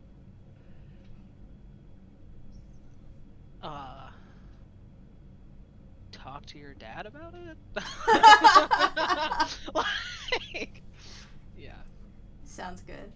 And it's just essentially 25 words of, "Oh my God, this is so cool. Thank you. This is the best. I can't wait to tell my, siblings what happened. All that stuff." So, very excited, happy child you got on your hands. What was I gonna say? Noor, you got ascending. Kind of as you're walking back, and it takes you a little bit by surprise, you hear an unfamiliar voice go, "Yeah, you can come over. Bring something cool. Do you Who's need the this? circle? Who is this? Give me a history check." Oh yeah, I know who it is. Okay. So can you repeat exactly what they said? "Yeah, you can come over. Bring something cool. Do you need the circle?" Essentially his teleportation circle sigil. I can get there without it, right? You could get in the area. You don't know exactly Like where it within is, like but within like a 30-minute walk. yeah. If I'm not dead, tomorrow, 9 a.m. I'm spending the night. Well, I don't have. Yeah, I do. Okay. Don't forget, bring something cool. Oh, I got something No present, no entrance. cool. Oh, present. Oh. Okay. I mean, it could be like it's a present for a wizard, you know. So like, Do you like scrolls? and you'll hear back, 5th level or bust. Is tidal wave a 5th level spell? If it's not, that would be an acceptable one. I'm thinking of the spells that you've given me that I. Deal damage or something. That's a 3rd level. I think a 3rd level scroll is pretty good for just a Yeah. random for nothing. Yeah, Yeah, because that's one of my That damage one's- ones, and I'm never gonna learn it anyway. So that one will I'll- do. I'll go ahead and put a. But I'm meeting with Lumiere first tonight. Yep. All right. So, how do you try and get in contact with Lumiere? So I assume that this was like maybe early this morning or something. I'm just gonna send a sending to him. You know my voice.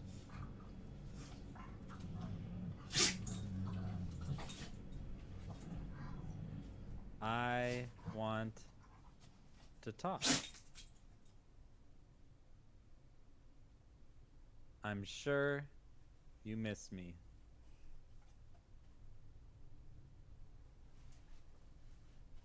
Tonight, 9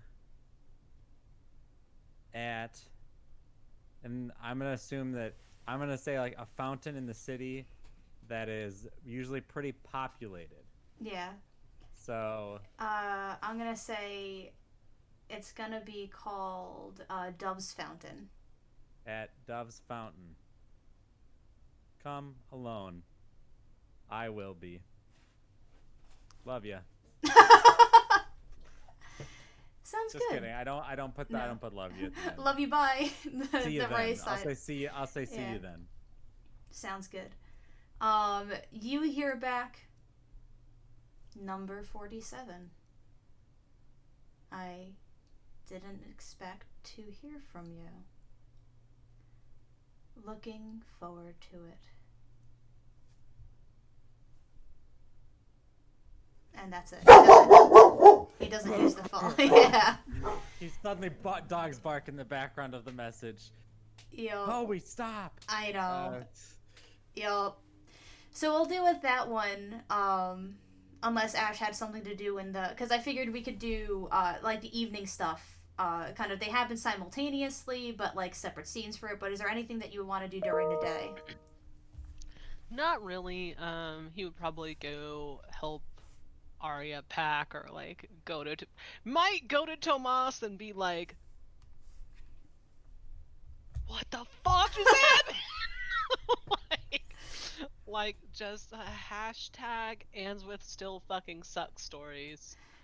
Can I just tell you what would have happened if you wouldn't have stopped him, which I would have thought would be fucking hysterical? Yes. He was gonna run to your house and just start choking Gregory, thinking that Gregory brought him back.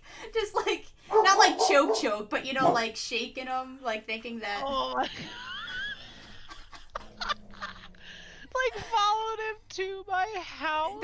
So I thought it would have been fucking hysterical. Hysterical. You That know? would have been hysterical. Like, no. Yeah. Like, I was really hoping for that moment, like, wait, where's he going? This is familiar. Also, I love how Gregory just, like, gets a pass. Like, all this shit that Gansman did that he fucking helped with, and Gregory just gets a pass. Like, you're still wholesome, Gregory, even though you've murdered me. Yeah. So, yeah, I thought that would have been really fucking funny if that happened. Instead, it was No, still this is- funny, but... Beautifully clever. It is both, like, deeply, like, traumatic and evil and awful, but also simultaneously, like, wholesome and beautiful. Yeah. And this is the kind of drama I'm here for. Sounds good.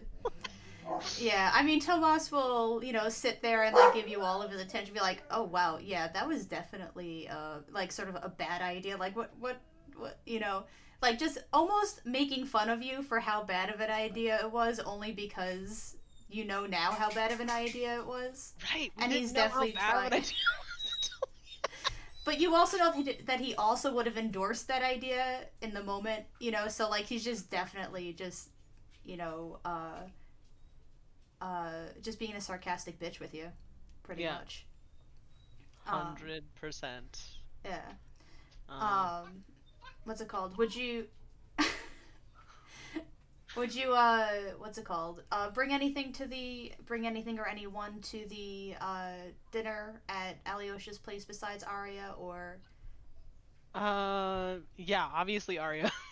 I figured Arya. And also, I don't know, probably like a good bottle of wine or like mead, probably mead. Yeah. Something that's like delicious but like not high end, you know? Like that mid tier that's actually like better than most of the high end stuff, but also can like It's tastefully like right. fancy. Right, because he doesn't want to be like, look how rich I am. Yeah. I bought you this $500 bottle of wine. Like, that's not what he's going for. Yeah. He's going for, like, no, real people drink this, and it's delicious. Yeah. So we'll deal with that 1 second, because Yeah. we need to calm down from that shit show a little bit. He may or may not yell at Gregory. So I just want to remind you that I have a contingency set. Actually, do you yell at Gregory before the dinner, or after the dinner? Not like in a serious, like, I'm actually angry way, just in a more of like, what the fuck do you mean? My mom burnt down the house of my favorite composer kind of way. It's just like super rude, and I can't yell at her because she's not here, and also I never would have yelled at her because she is really mean and scary, so he couldn't have done that anyway. But now that she's dead, he can yell at Gregory. Gregory will not say a single fucking word. He'll just sit there and take it. No, that's totally fine. That's like, because it's more of like a rant about things than it is like an at you thing. Sounds yeah. good. All right, so Nor, what do you look like? How do you prepare for this? Do you have any contingencies in the case that things go awry? So I do. I make myself look like me. I'll just be me. I did not like with change the scar? me. Or... Not the scarred version, the normal version of Nor. And I will. I already have a contingency set that I told you last week, like in preparation, which is if I drop below half health, I dimension door 500 feet away. And so then, because that's to me seems pretty smart, because then it's easy to just like I'm away, and then I can use my 7th level teleport to get where I need to be, right? Like without like because teleport could be hit by like a silence or something like that. Yeah. Sorry. There's been kids walking by my house all day, and the dogs have been going crazy. But yeah, so you arrive at the fountain close to sundown because you can't go there at sunset. So like you imagine that you probably have about a half hour of time you can talk to him before you would have to. I'm sitting at the fountain kind of in the general crowd of people or whatever. But like I assume it's not super busy, but it's like public enough where like neither of us could really make a scene. Does that make sense? Yeah. And you are alone for a couple minutes, and then a figure will move over and sit right next to you. I assume it's kind of like spy shit where we're like facing opposite directions. A little bit. Or but we could be sitting on the same bench. No, like you are sitting on the same bench, but like I imagine it's not a bench, it's like you're sitting at the circular fountain, so like you're sitting there with your back to the fountain, and he is also sitting like right next to you. Like, is that the fountain? What? It's not the fountain. Okay, good.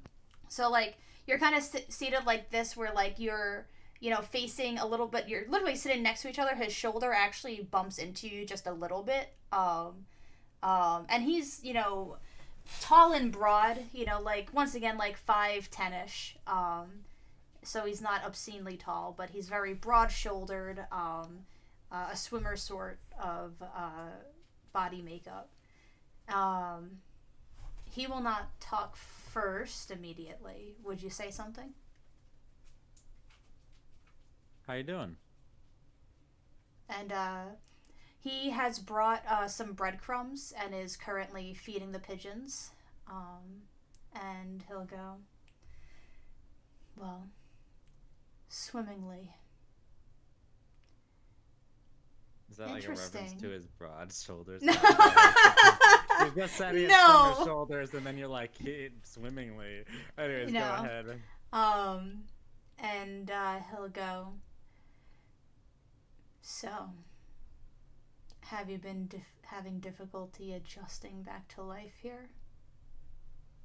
No, not at all. Then why call for me? I don't remember you enjoying our time together.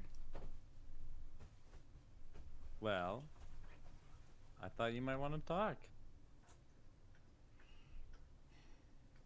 I do less talking and more doing. I know. You're good at doing. I'm good at doing. I found. What do you do? I do all sorts of things.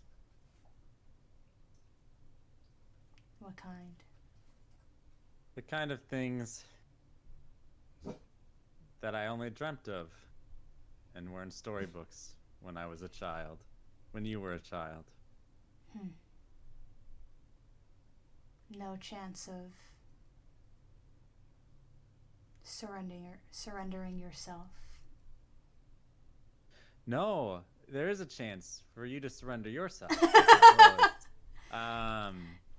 There's a small smile, because this guy was like, so I mean, there's no good Nazi really, you know, but this guy wasn't malicious bad.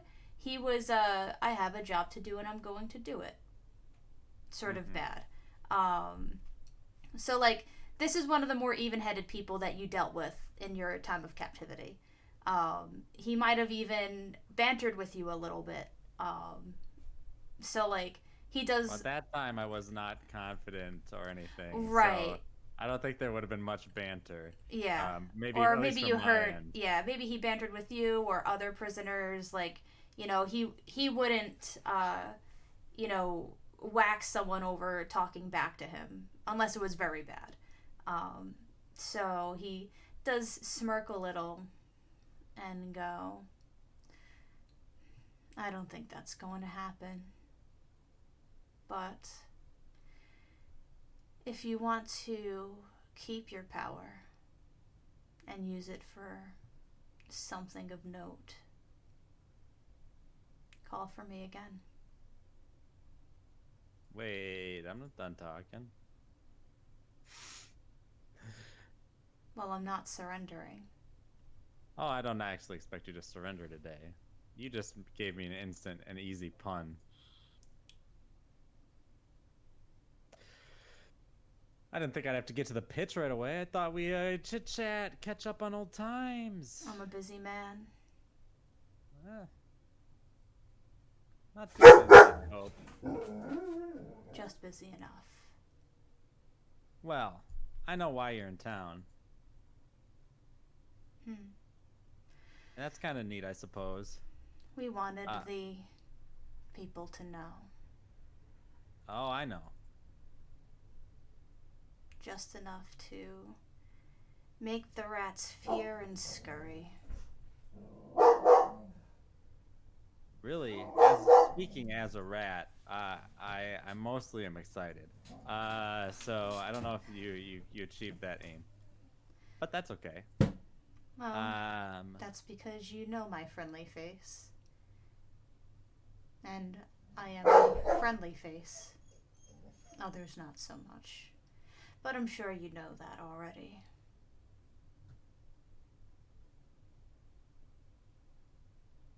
So here's the deal.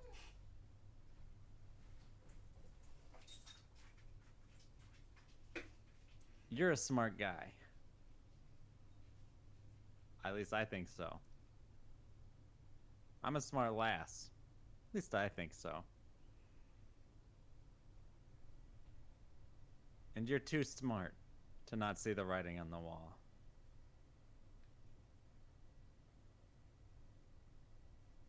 Very simply put, no strings attached.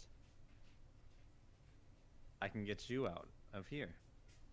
Out of this. You can be on the... You don't even have to be on the right side. You just not be on a side. I know you like doing good work, but there's plenty of good work to do anywhere you go. You're fact, misinformed a bit. I am exactly where I want to be. why? Things are out of order. I'm merely putting them back in place in an effort with my colleagues.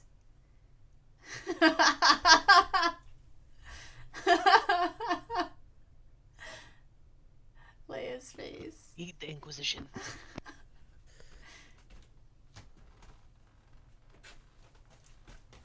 I think you're wrong.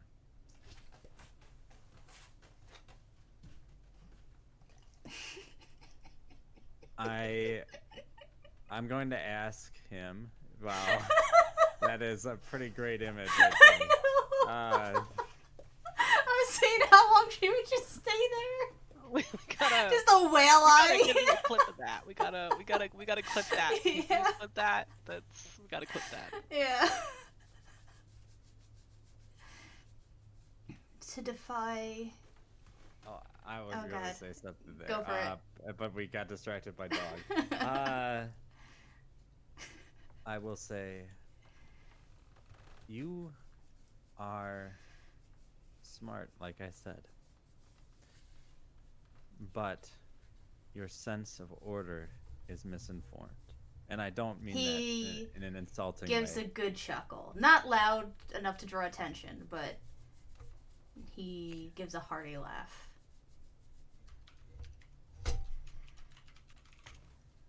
I will ask him.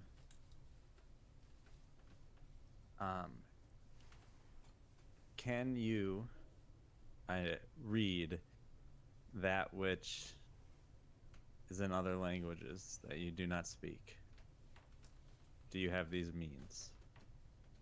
No. Oh, really?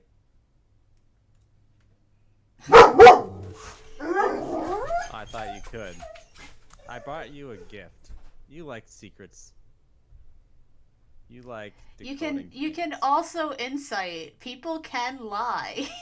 Sure, I'll insight check that. I assume he's a really good. The insight's a 15. 1 second. Yeah, he seems to be telling the truth, but you also know he's a good liar.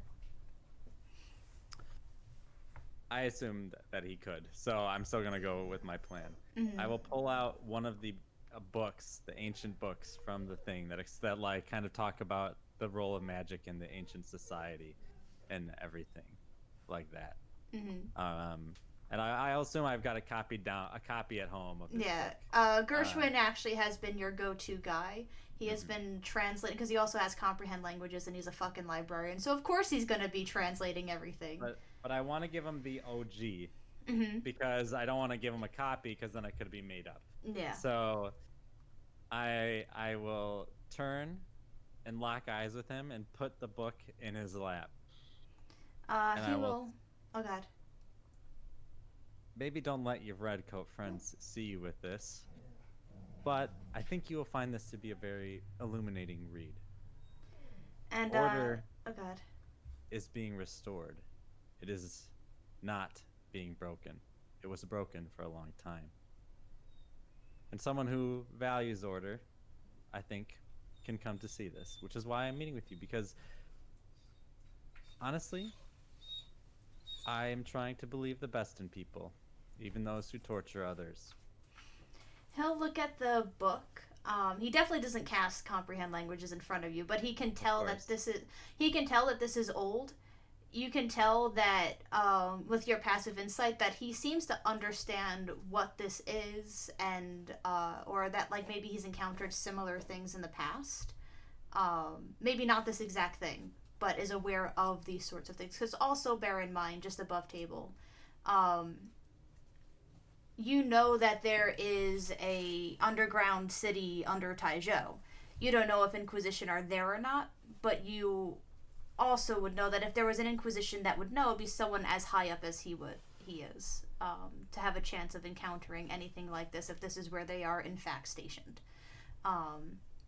So you do get that sort of information from the way that he handles it.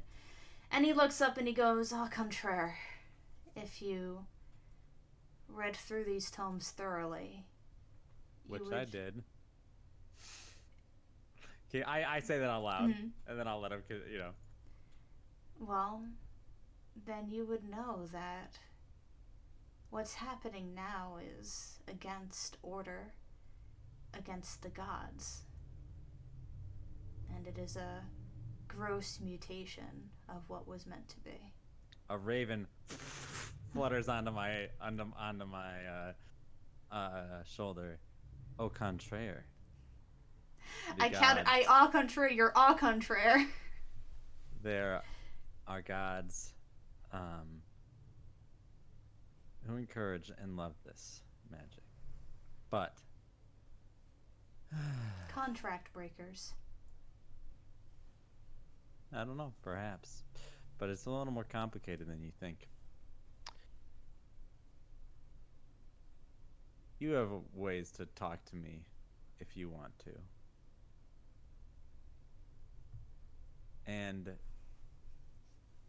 if you don't feel like doing this anymore,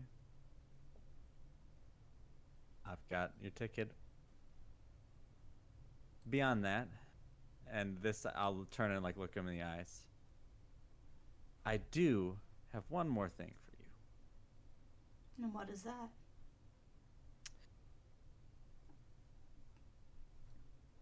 My forgiveness. You Damn. were a very bad person to me. And I became a bad person for a time as a result. And I don't want to hold on to it anymore. So you can have it back. All the bad stuff you did to me, you can have it back. It's not mine anymore. 47. What's your name?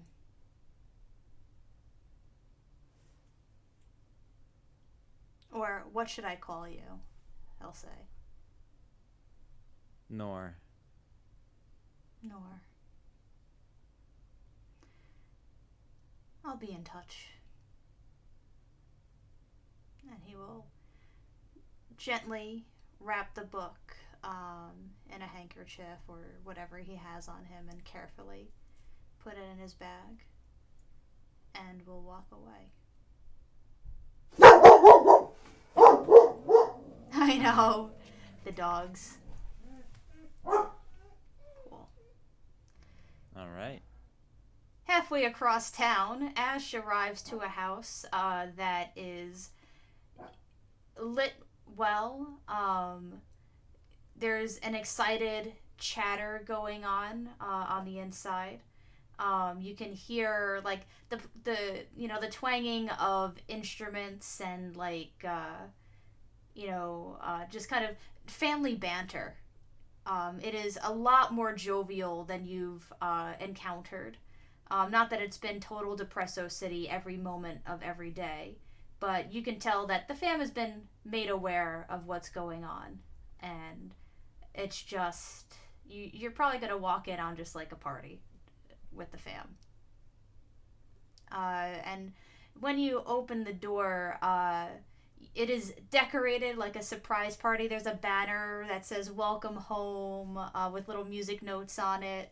And the three siblings are just strumming incoherently and blasting. I imagine you also bring the sackbut, the cursed sackbut at this point that you've been holding on to. And immediately Alyosha and Anna rush forward and give Arya a big hug, lifting her off the ground and spinning her around. And the siblings will like pause their incoherent strum and go, "Hey, Ash!" Because you did sing with them.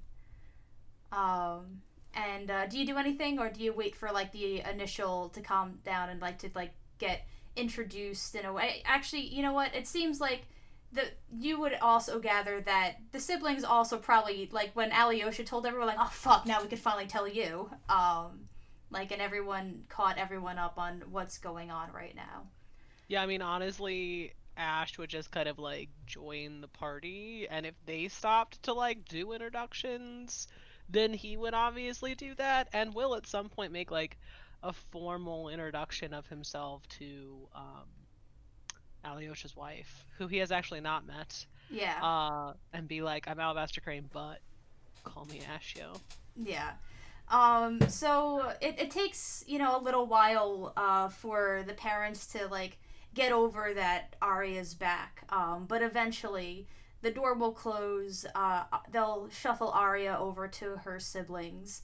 And then they both will turn to you, and Alyosha will extend his hand for a handshake. And you could stop it, but as soon as like you grab his hand, he pulls you in for a hug.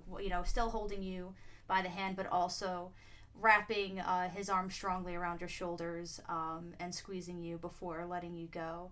And Anna will actually just forego the handshake entirely and give you a hug. It's still strong, but not quite. She's quite short, which is also comical. Because she has all of her kids are over 6 feet. Like Arya's like 6'8" or what, like she just gets taller every time you see her. And Alyosha will go, so it seems like all of you have been plotting behind my back.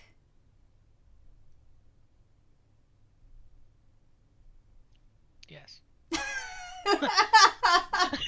It doesn't really, I mean, technically you can't see it that way, so. And he'll go, I'm not offended. I just wish it was known so that I could have done something more to help you. It's known now, and no reason to put more people in danger than absolutely need to be. And he'll gesture to his wife, and he'll go, this is Anna. And Anna will smile at you, and she'll go, I've heard nothing but nice things from my children about you. I hear you've got quite the range on you. Yes. I don't know that Ash has ever heard anyone say, I've only heard nice things about you. Pretty sure that might be the first time that has ever happened. And he doesn't entirely know what to do with that information. So they're getting awkward Ash, which is a rare sight. I love it. And she'll go, I'd love to hear some of it tonight. Everyone's got their instruments going, and well, Avery's quite excited to have his instrument back after so long without it. Yeah, he will take this sack butt that he has probably been awkwardly holding for a while and just hand it over to Avery. And Avery goes, Saki! Just... and he probably would have brought a fiddle, I imagine. Yeah. Because this feels like a fiddle fam, so that's what he would bring with him. Nice. Yeah. 100% prepared to play some music. Nice. So I could kind of gloss over stuff. You can tell that Alyosha is just for as hurt as he was that you saw him this morning, is as full as he is right now. And he and Anna just keep exchanging glances, just looking beyond happy. Definitely Alyosha, I mean, Anna is a little, she does cry, but she does, just this little tear wipe, but Alyosha's the full-on, tear quietly, just a nice single tear that rolls down his face, and it gets all the way down before he wipes it, whereas Anna's a little bit cleaner with it. And you play with the fam, and there's a lot of ribbing, everywhere, and, nothing, it's not nothing is sacred, but they immediately just start ribbing on Arya for making, oh, you're, shut up, you look at how much trouble you caused, but it's not in a shitty way. They're just nope, you don't get to say anything, we get to do this tonight, you clean up the dishes, type of, ribbing. And it's clear that everyone in the fam, it's just very well knit, jovial, and like there's like I don't know, like no, not necessarily like no secrets between them, but there's like nothing they can't tell one another in a way. Um, and is there anything you would want to say during the thing, or Nah, he's just here to follow their leads. sounds good? Um, and be as least threatening as possible. Yep. That is, get back to the bard basics, you know. Mhm. Um. So Alyosha, towards the end of the night, you could tell him that he's like getting a little nervous. You know, it's usually, and you've seen this before, like something that someone wants to say but doesn't know when the right time to say it is, sort of thing. Um, but eventually he will kind of take you aside while people are, you know, swapping instruments because they're all multi instrumentalists in the house. Pull you aside and pass you over a key and a letter. Um, and on the key, it's like there's a little tag with an address written on it. Um, and it's an address that's about like a day and a half's journey out east of the city. And he'll say uh, a thank you. Uh, you should go here. And before you come back, this letter also explaining the situation with your mother. I hope you can come over for a lot more dinners. I'm happy to come whenever you would like. That's good. And to do what I can to right the wrongs. He'll smile and he go, that's not your responsibility. The Crane name started in a not so good way. Be nice to change it into something that means good. And that is my responsibility. You'll be able to do that.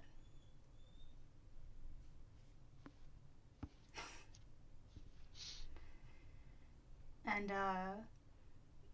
what's it called? I mean, you as Alabaster, yeah, you can just take the sewers back home if you wanted to go home, but they would also let you stay. It's like in the upper middle class part of town, there is a guest bedroom that you would be able to stay at. He would actually like be like, yeah, if you don't want to risk the redcoats tonight, you're more than welcome to stay in our guest room. What day of the week is it? Thursday. Then he'll take the sewers home. He has shit to do tomorrow, and he knows that if he stays here, he'll like stay for whatever fucking breakfast they make. Oh yeah, they're definitely. And then he's gonna be late. Yeah, absolutely. That's the sort of yeah. If it were Saturday tomorrow and not Friday tomorrow, he would have stayed. But he'll just say the redcoats are no problem. Maybe next time. And he'll take the sewers home.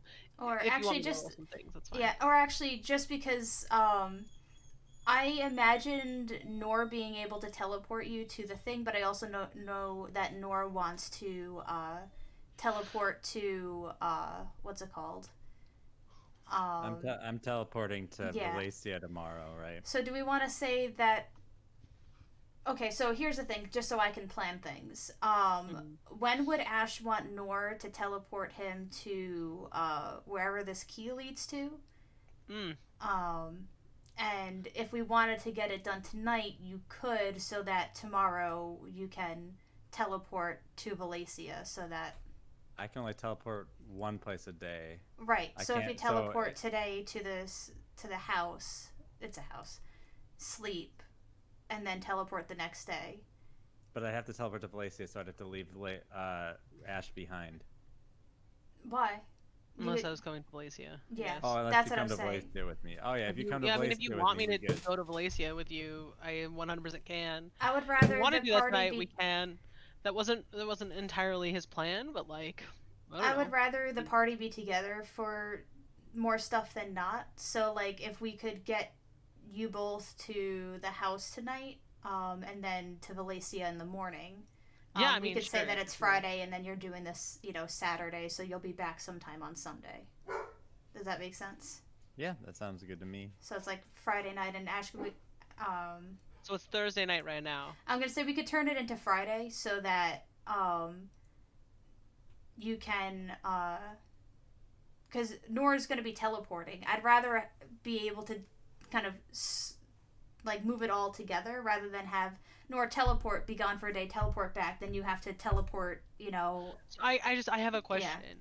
When he handed him that key and that letter, was it like you should go here now? Like A was it bit. like There was a sense of urgency to it. okay? Because I Yeah. did not get that sense of urgency at all. So it was like, oh, I'll do it this weekend. Um, Yeah.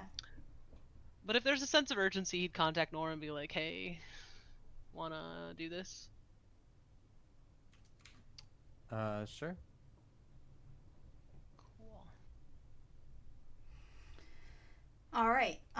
So you all meet up at Nora's school, I imagine, or Ash's house. And you uh, let everyone know that you'll be gone for until Sunday or whatever. Um, Anything you want to take with you in preparation for going to Valencia? I'll take that scroll that I said I wanted to take. Mm-hmm. Otherwise, I'm good to go, I think. Sounds good. What's it called? So yeah, you teleport because you have the key, something tangible from that place, and the address. So I don't think there is a mishap, or is there only a 5%? What's the teleport like? If we have the key, it should be fine. Teleport D&D5e. So that is it is a false destination. On 1 sec. If associated object 0 through 100, you're always on target. Okay. So you are able to teleport to this place. You teleport outside, about 100 feet away from the door.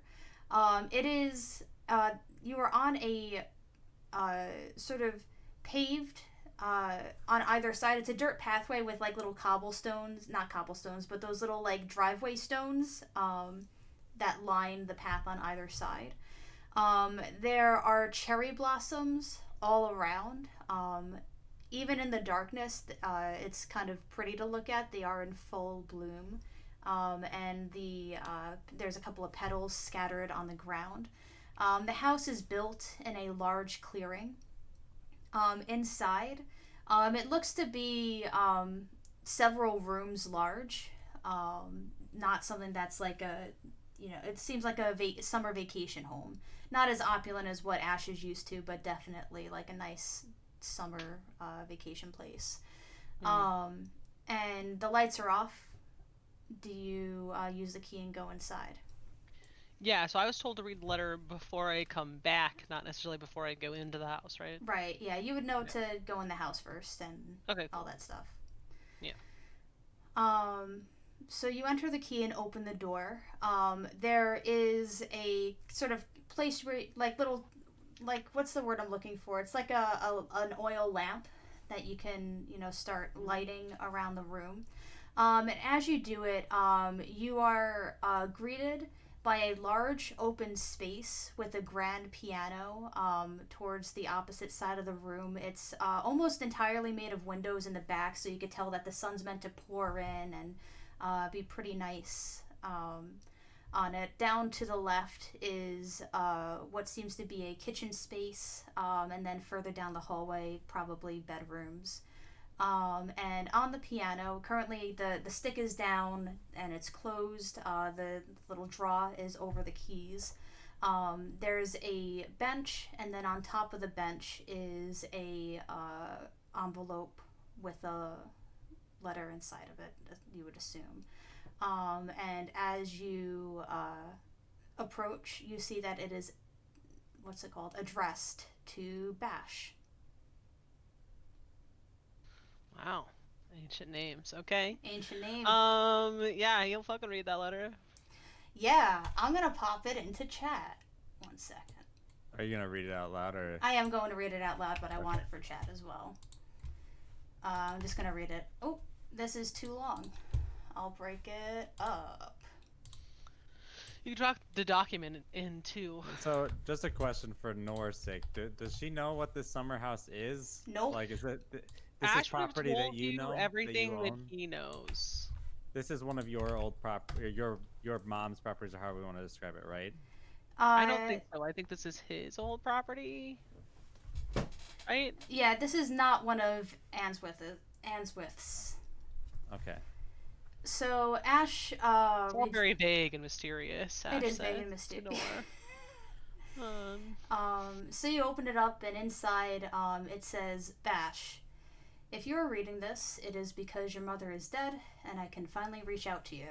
If she is This alive... is not the letter he handed to me, right? This is the one Correct. on... Okay. Yeah.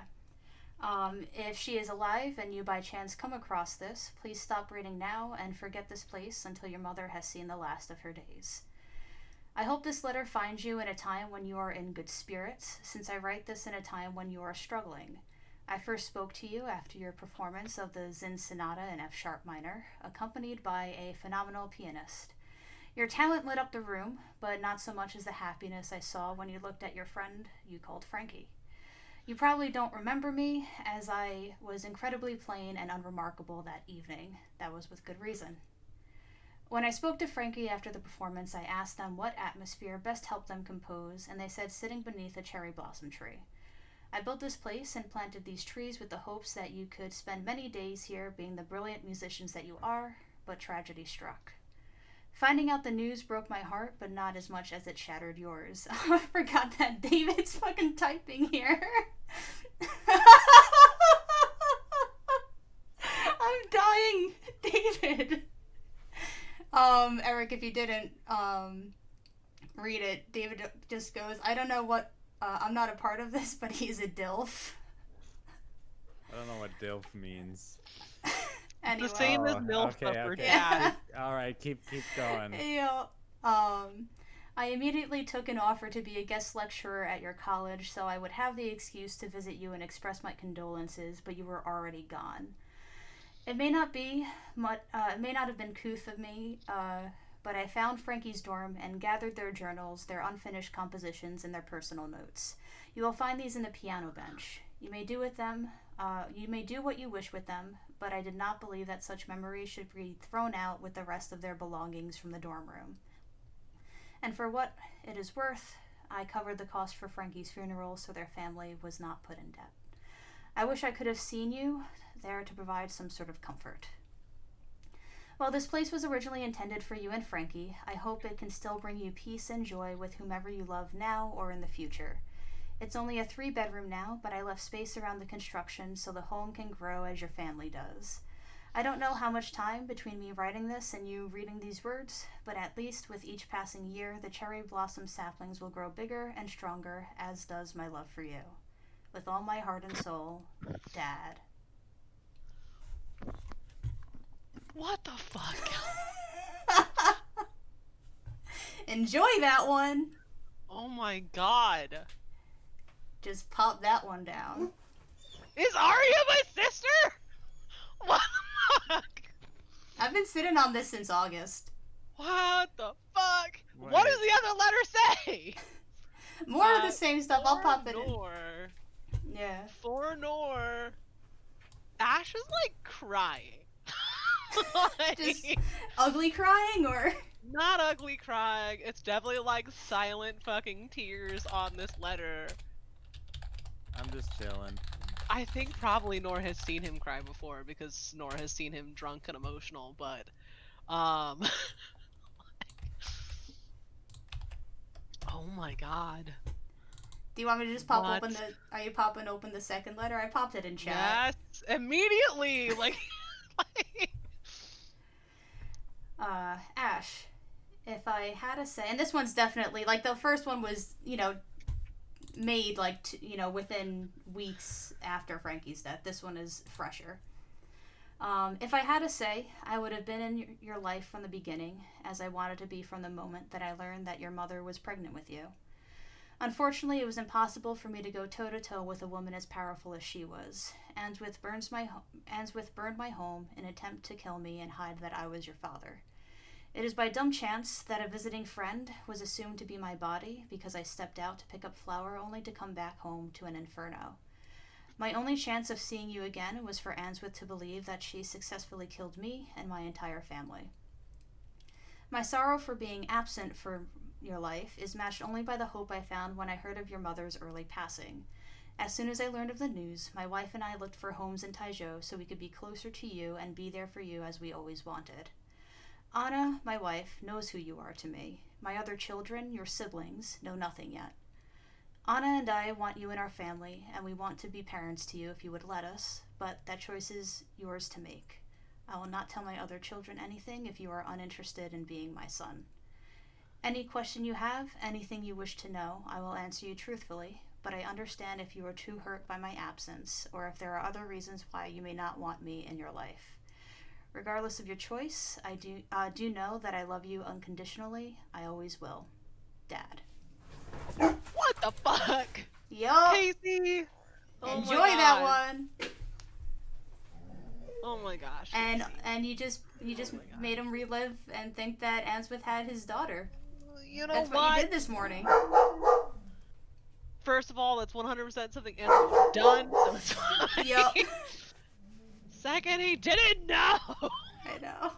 Wait, so I'm confused. So this is the guy that we had the whole Yeah, episode this with. is this composer dude. Arya's fucking dad and that entire fam But he is doesn't Ash's know. fam. But he doesn't know that Ash is the. I'm confused. Or No. He do knows they know? that Ash is. He knows that Ash is his kid. The siblings don't know The that siblings Ash is. and Anna don't know. No, Anna knows. Oh, Anna knows. Yeah. So, him and his wife know, but the kids don't know. Oh, but this is the guy we pranked today. Yes. Okay, I just And wa- I also was- Arya's dad. I'm surprised he wasn't acting like. So, but did he know that he was your father in Yes. that moment? Yeah. Yeah. He just didn't say anything. He Yeah. did not say anything because he wasn't sure if Answith was alive or not. And Oh, for most of yeah. that transaction. And also, Okay, it's super awkward to be like, "Hey, Yeah. welcome to the fam." Yeah. Like,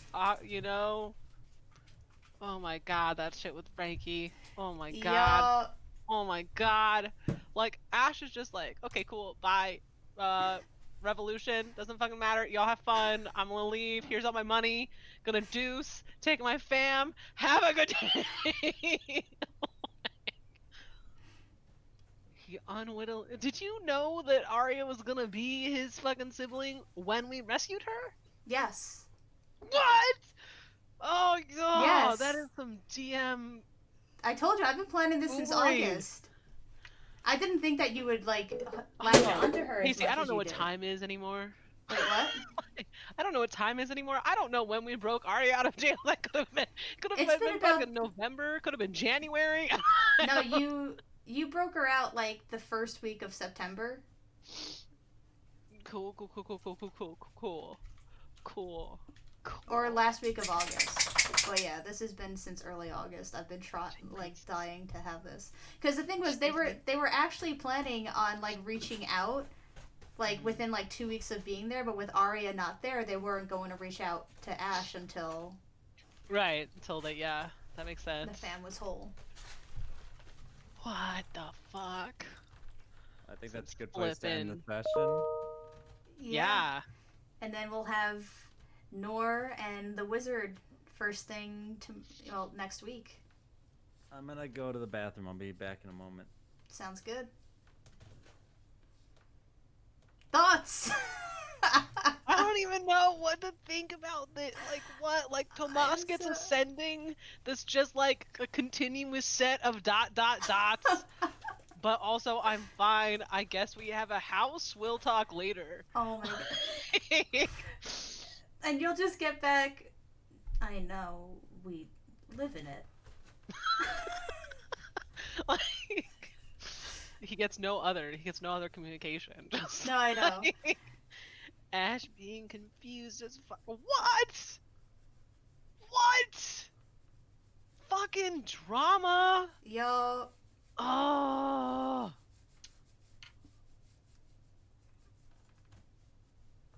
This is like Ash's dream.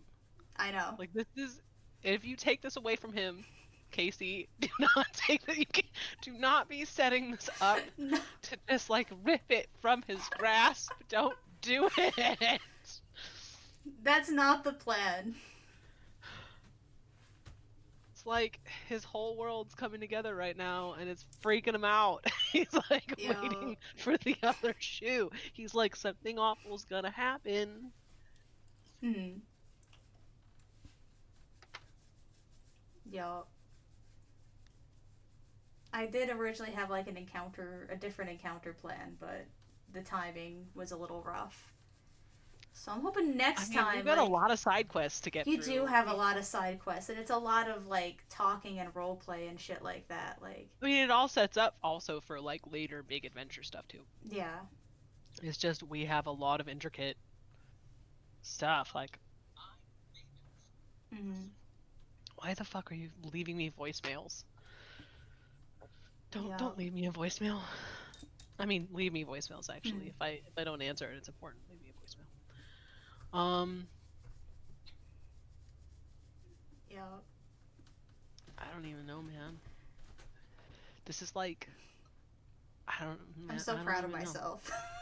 Like, how does he? What does he? I don't. He. Actually, what's gonna happen Mm-hmm. is he's gonna be like, "Hey, gotta introduce you to your first grandkid." Like his Oh next, man. like the next thing he's gonna say to like say that he accepts all this shit and like all that jazz is just gonna be like, "Hey, gotta bring the grandkid over."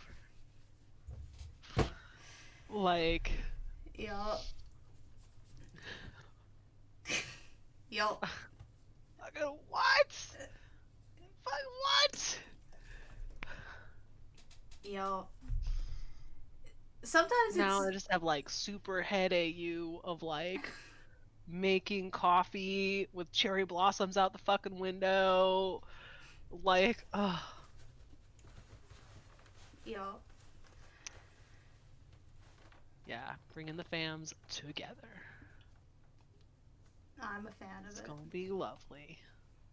Now he has a place to fucking retire to. When this is all done, he's gonna Yep. just build a little village for all of his people. Yeah. So one thing, because like I'm just like with every session that goes without combat and stuff like that, like I'm just like becoming more and more aware of like how different this particular arc of the campaign is, because it's so heavy in these little moments played out over the course. And is it like? And here's the thing: is it because of the players right now and the goals of the players? Is it because of the level that you're at? Being level 13, and there's not really much challenge in your day to day unless you're going to seek it out. Like, what contributes to this style of play? And how do you still make it meaningful and engaging when you're not rolling a lot of dice and using a lot of your character sheet? I mean, I don't know how it is for Eric, because I know that Eric does really like combat. But this form of RP is deeply engaging to me, just on its own, because it is these spaces in which your character grows as a character and not in mechanic.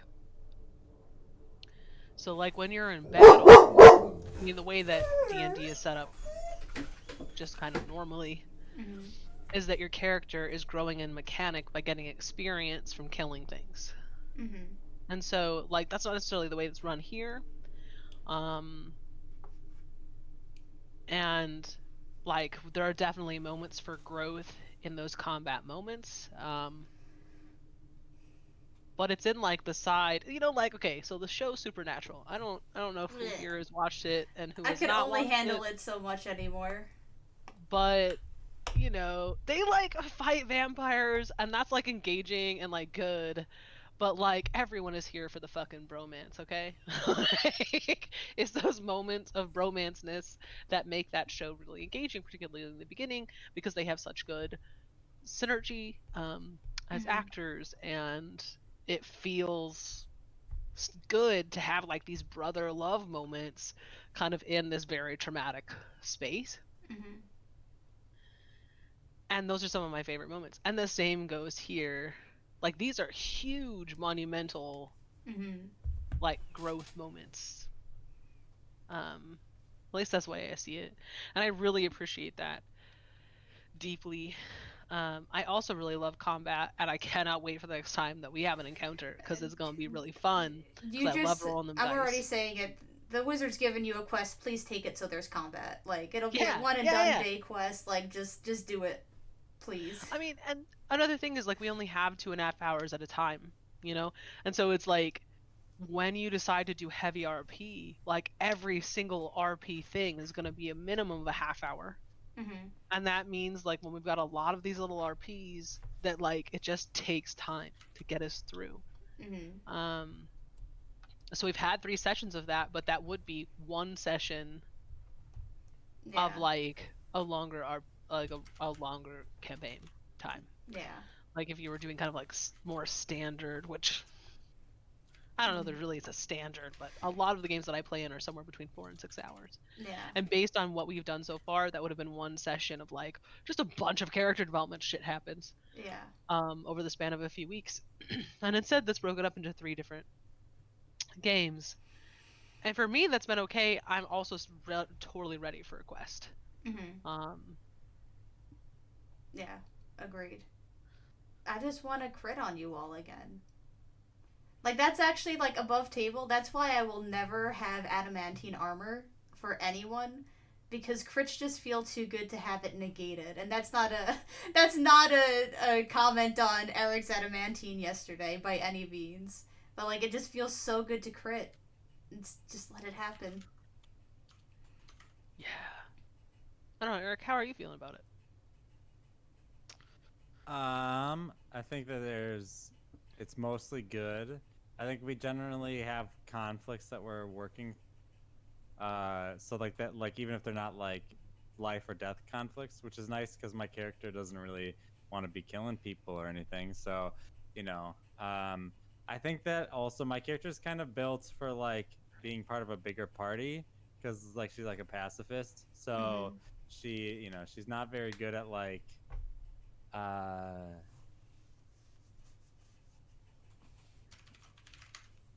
so she's not very good at like I don't know, like one-on-one fighting because it's like how she can't really like win a fight or whatever. But I think that I don't know. Nora's T-Rex could wreck. Yeah. yeah, the Yeah. T-Rex form, yeah, that's like the big that's the best way for that. But she can't just be like the support caster I kind of envisioned her to be because we're even smaller than I imagined when I built the build. Yeah. But I would say what I like about combat is that it's like meaningful. You're making very meaningful decisions, generally speaking, because like you're deciding to fight, you're deciding how the fight's gonna go. You're deciding, if you lose, that's very meaningful. If you win, that's very meaningful. Like there's like a very clear, defined outcomes typically in a fight. Like I don't know, like you're in a prison break. If you kill the guards, you get out. If you don't, then you're stuck. You're still in prison, right, or whatever, right?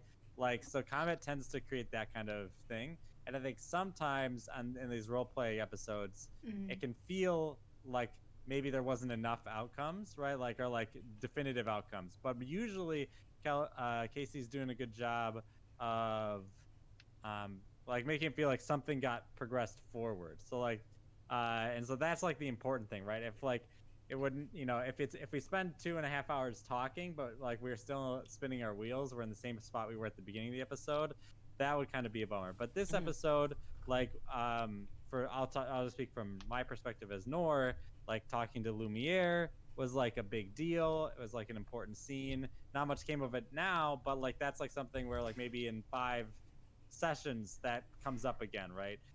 We got the message back from the wizard, so now we have like this whole side quest thing that we're going on. She talked to the person who runs the bookshop and the people who run the newspaper, and they're starting like an underground railroad out of the out of the Red Cloaks. It's Getting like I that felt like that ink well going. like Oh I yeah, feel mark like off that you have 1,000 of ink. oh yeah, I'll put that in my thing. I feel like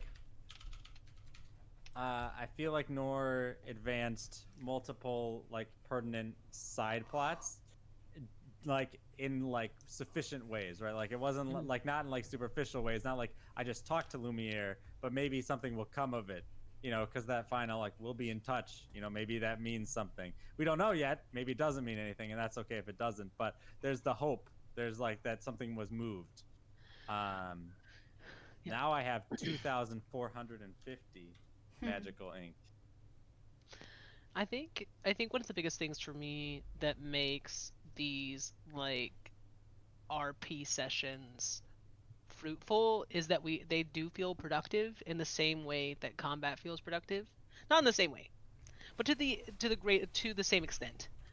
And we're having really important conversations. Like we've all been there in a session where like the combat itself in game is going to take 18 seconds. The combat outside of game is going to take an hour and a half, and we spend 4 hours planning. We've all been there where there's I had just that like, last week. yeah, where there's one person who just really wants to like play through breakfast. Like, and sometimes that can be really fun, and it's like, we spent a half an hour on it, and it's actually like we have some of those moments where we're getting connected between people, and that's like really cool to learn some stuff about the other people in the game. And sometimes it's just a half hour of fucking bullshit that means nothing. And like I think that a lot of times when people think about RP, they think about that, and then they think about like the occasional time that you actually get to do something productive, like talking to a noble or something at a castle or whatever. And we're not doing either of those things. Like either of what I would consider like what probably the majority of people think about as RP.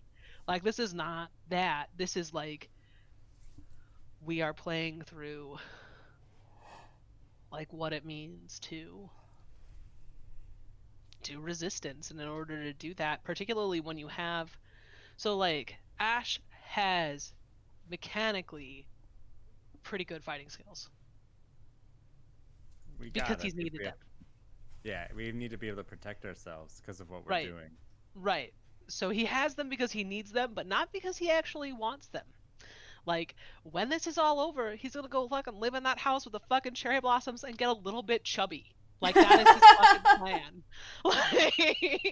Like, he's not gonna give a fuck. Like, he's gonna care about his appearance to a normal extent as opposed to needing to be meticulous.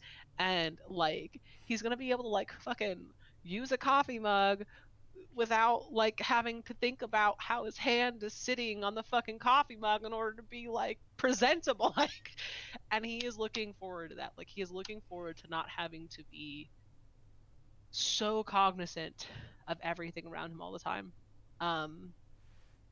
Because when he doesn't need to do that, he won't anymore. And when he doesn't need to be aware of like, well, do I need to murder this person? Like, he won't. And so I think that like both me and Eric have created characters that really are inherently like internally support characters, but aren't support characters because there are only 2 of us, and so we bring along NPCs and we end up being like at the forefront of that fight. Oh. But hold on, y'all. Yeah. That's no bueno. Yeah. We'll hold on for just a sec. I don't know if Leia's gonna be back in a half second, or if this is like. Yeah. But I can pick up the conversation one, depending.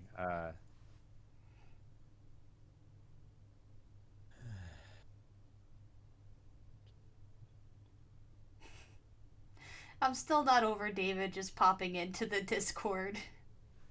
making me laugh. Dill. It's not the word, it's just that he just came on only to say that. He's like, hey, I'm not a part of this, but I see this and I'm just gonna say, yeah. While I'm reading a character defining moment for Ash.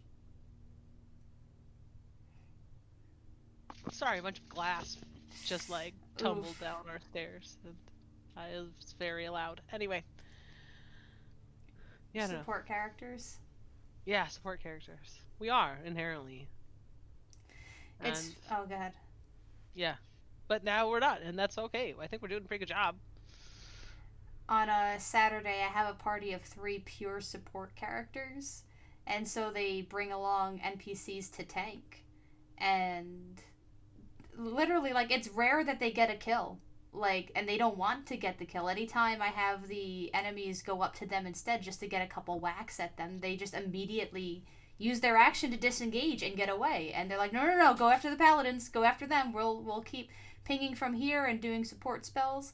They 2 of the paladins literally died, and they chose to use their diamonds for Revivify to bring them back because it's like, better you than us. And it's just funny sometimes because typically, like, as a DM, I don't like having the NPCs do the fighting and do the heavy lifting, but also all of these players wanted to be support characters, so I didn't want them to have to change what their characters did.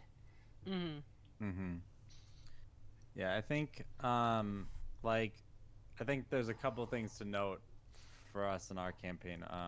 One is like the size of the party. Like, I don't think you can do this in like a party of like 5 or 4 even, which are not like, those are like average, right? I don't think that those are necessarily big party sizes or small, but they're like you know, they're kind of in that mid range. I always think of big as being 6 plus.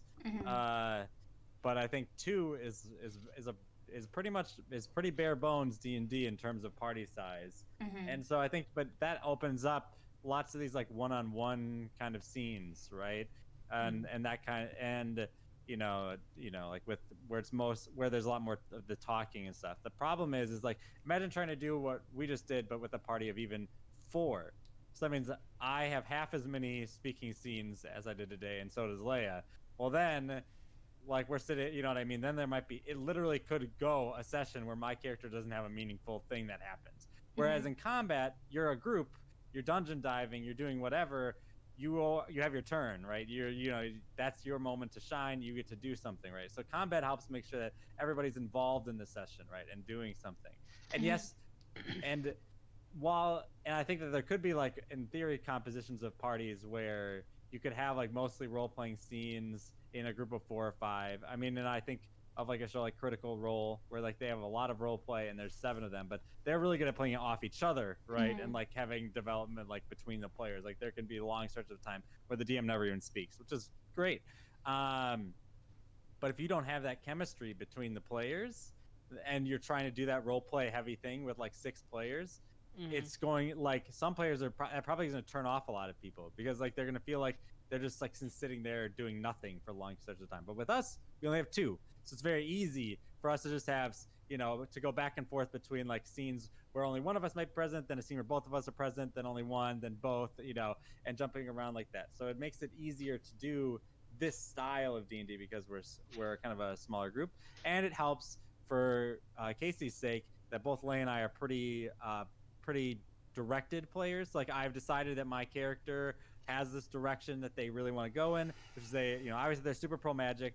There's this evil organization that, you know, they're vehemently against, but they're not a violent person. So they're trying to take they're trying to basically, in a sense, corrupt the organization by removing like the foundations of it from underneath of it, and then watching it crumble from there, right? And so she's working towards, you know, getting people out of it, and, you know, weakening its structure and stuff like that. Like, so my character has a very defined goal of like where she's heading for like this campaign, what she wants to do. So like every time we meet an NPC, well, you know, and like we're like negotiating some give and take or whatever, I'm thinking, well, how can I get closer to the goal of crumbling the foundations, not non-violently, of the of the Inquisition, right? Mhm. And so Mhm.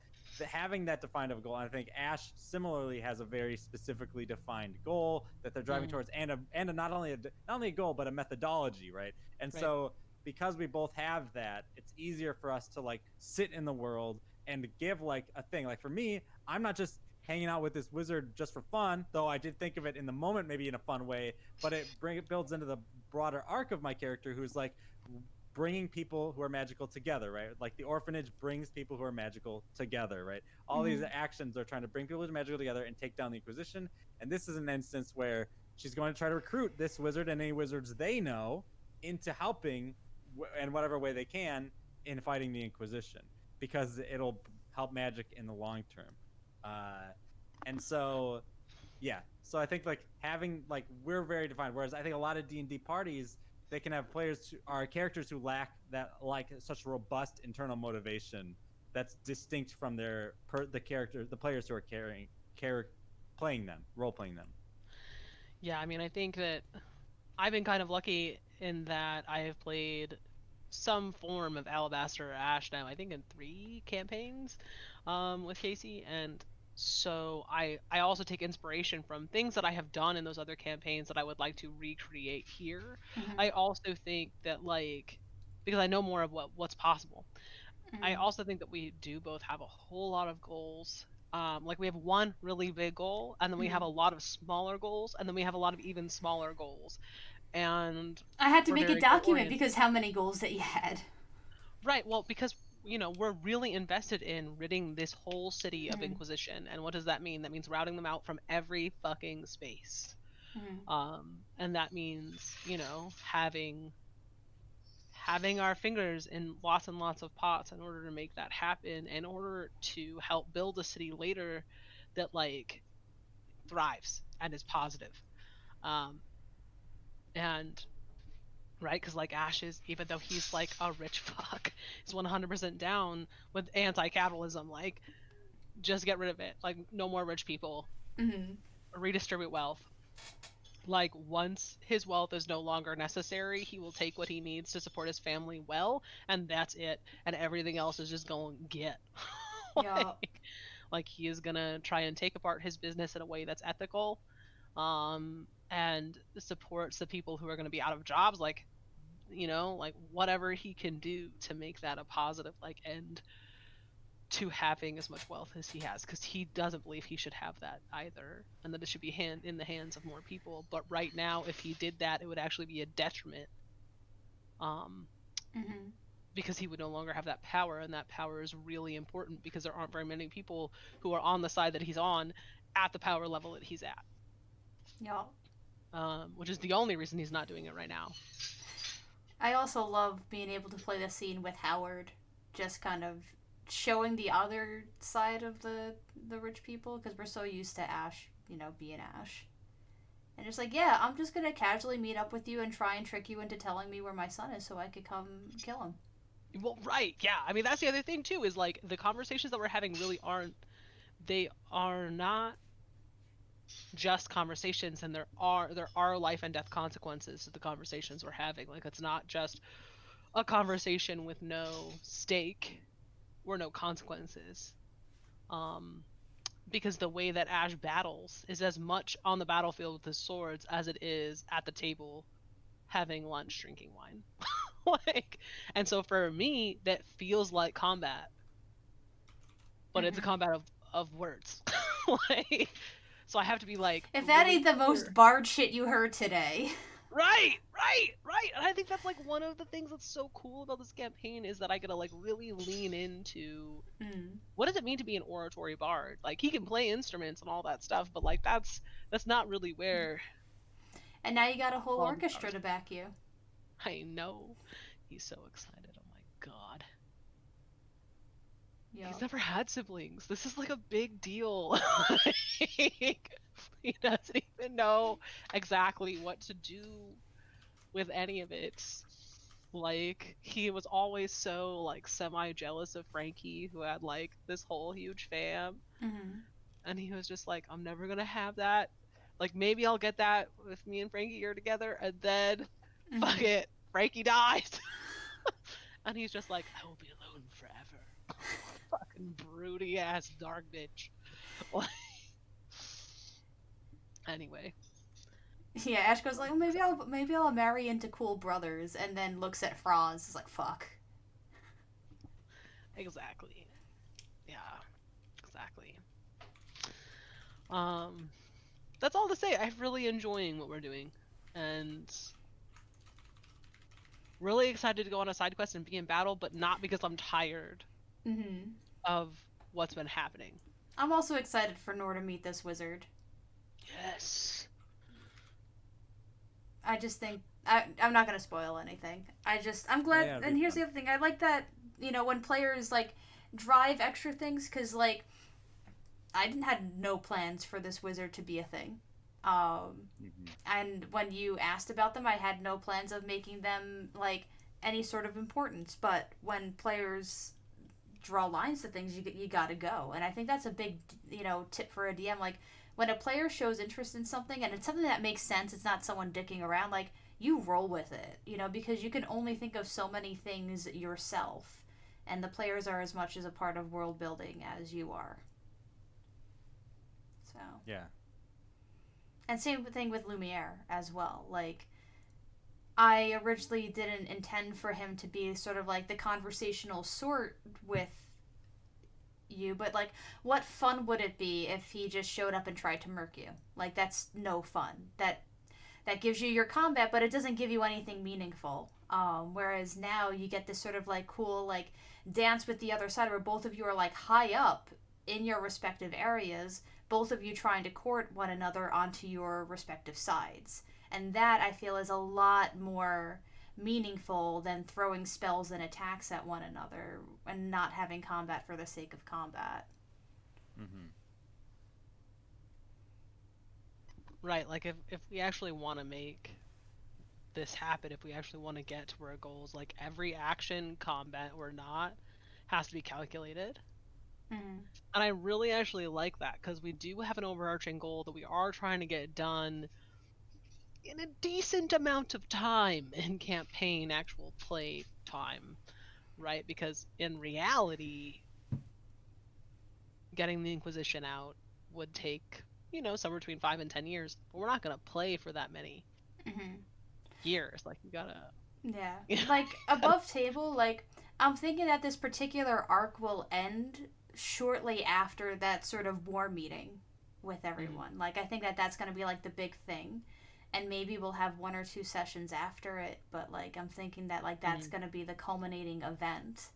And then we have a sort of like epilogue thing. the Um, cleanup phase. yeah, like what do you do in the cleanup? And that will take, 5 to 10 years, but we're not going to play that out. Um, Also, question, where is this house? It is a day and a half's journey east Okay, from the city. all right. So, like, you could Shot. walk there easily. Um, yeah. Okay. I'm just such a fan. I would love to live somewhere like that. Like, literally, it's got, like, cherry blossoms and a sunroom with all the instruments, and it's, like, definitely got some nice hardwood floors, and I'm a fan of it. Yeah, Ash is in a little bit of heaven, but also like anxiety panic at this point. Yeah. It's very cute. Also, Yeah. I cannot wait for Nora going to visit this wizard. Yo, no, we're definitely Really starting off with that one, which I am so pumped for. But yeah. It's gonna be cool. It is 5 o'clock. We'll wrap it up there, and I'm excited All for right. you to meet your new wizard friend next week. GG, See you everyone. later, alligator. Thank you for Bye. playing. Thank you for watching. Yeah.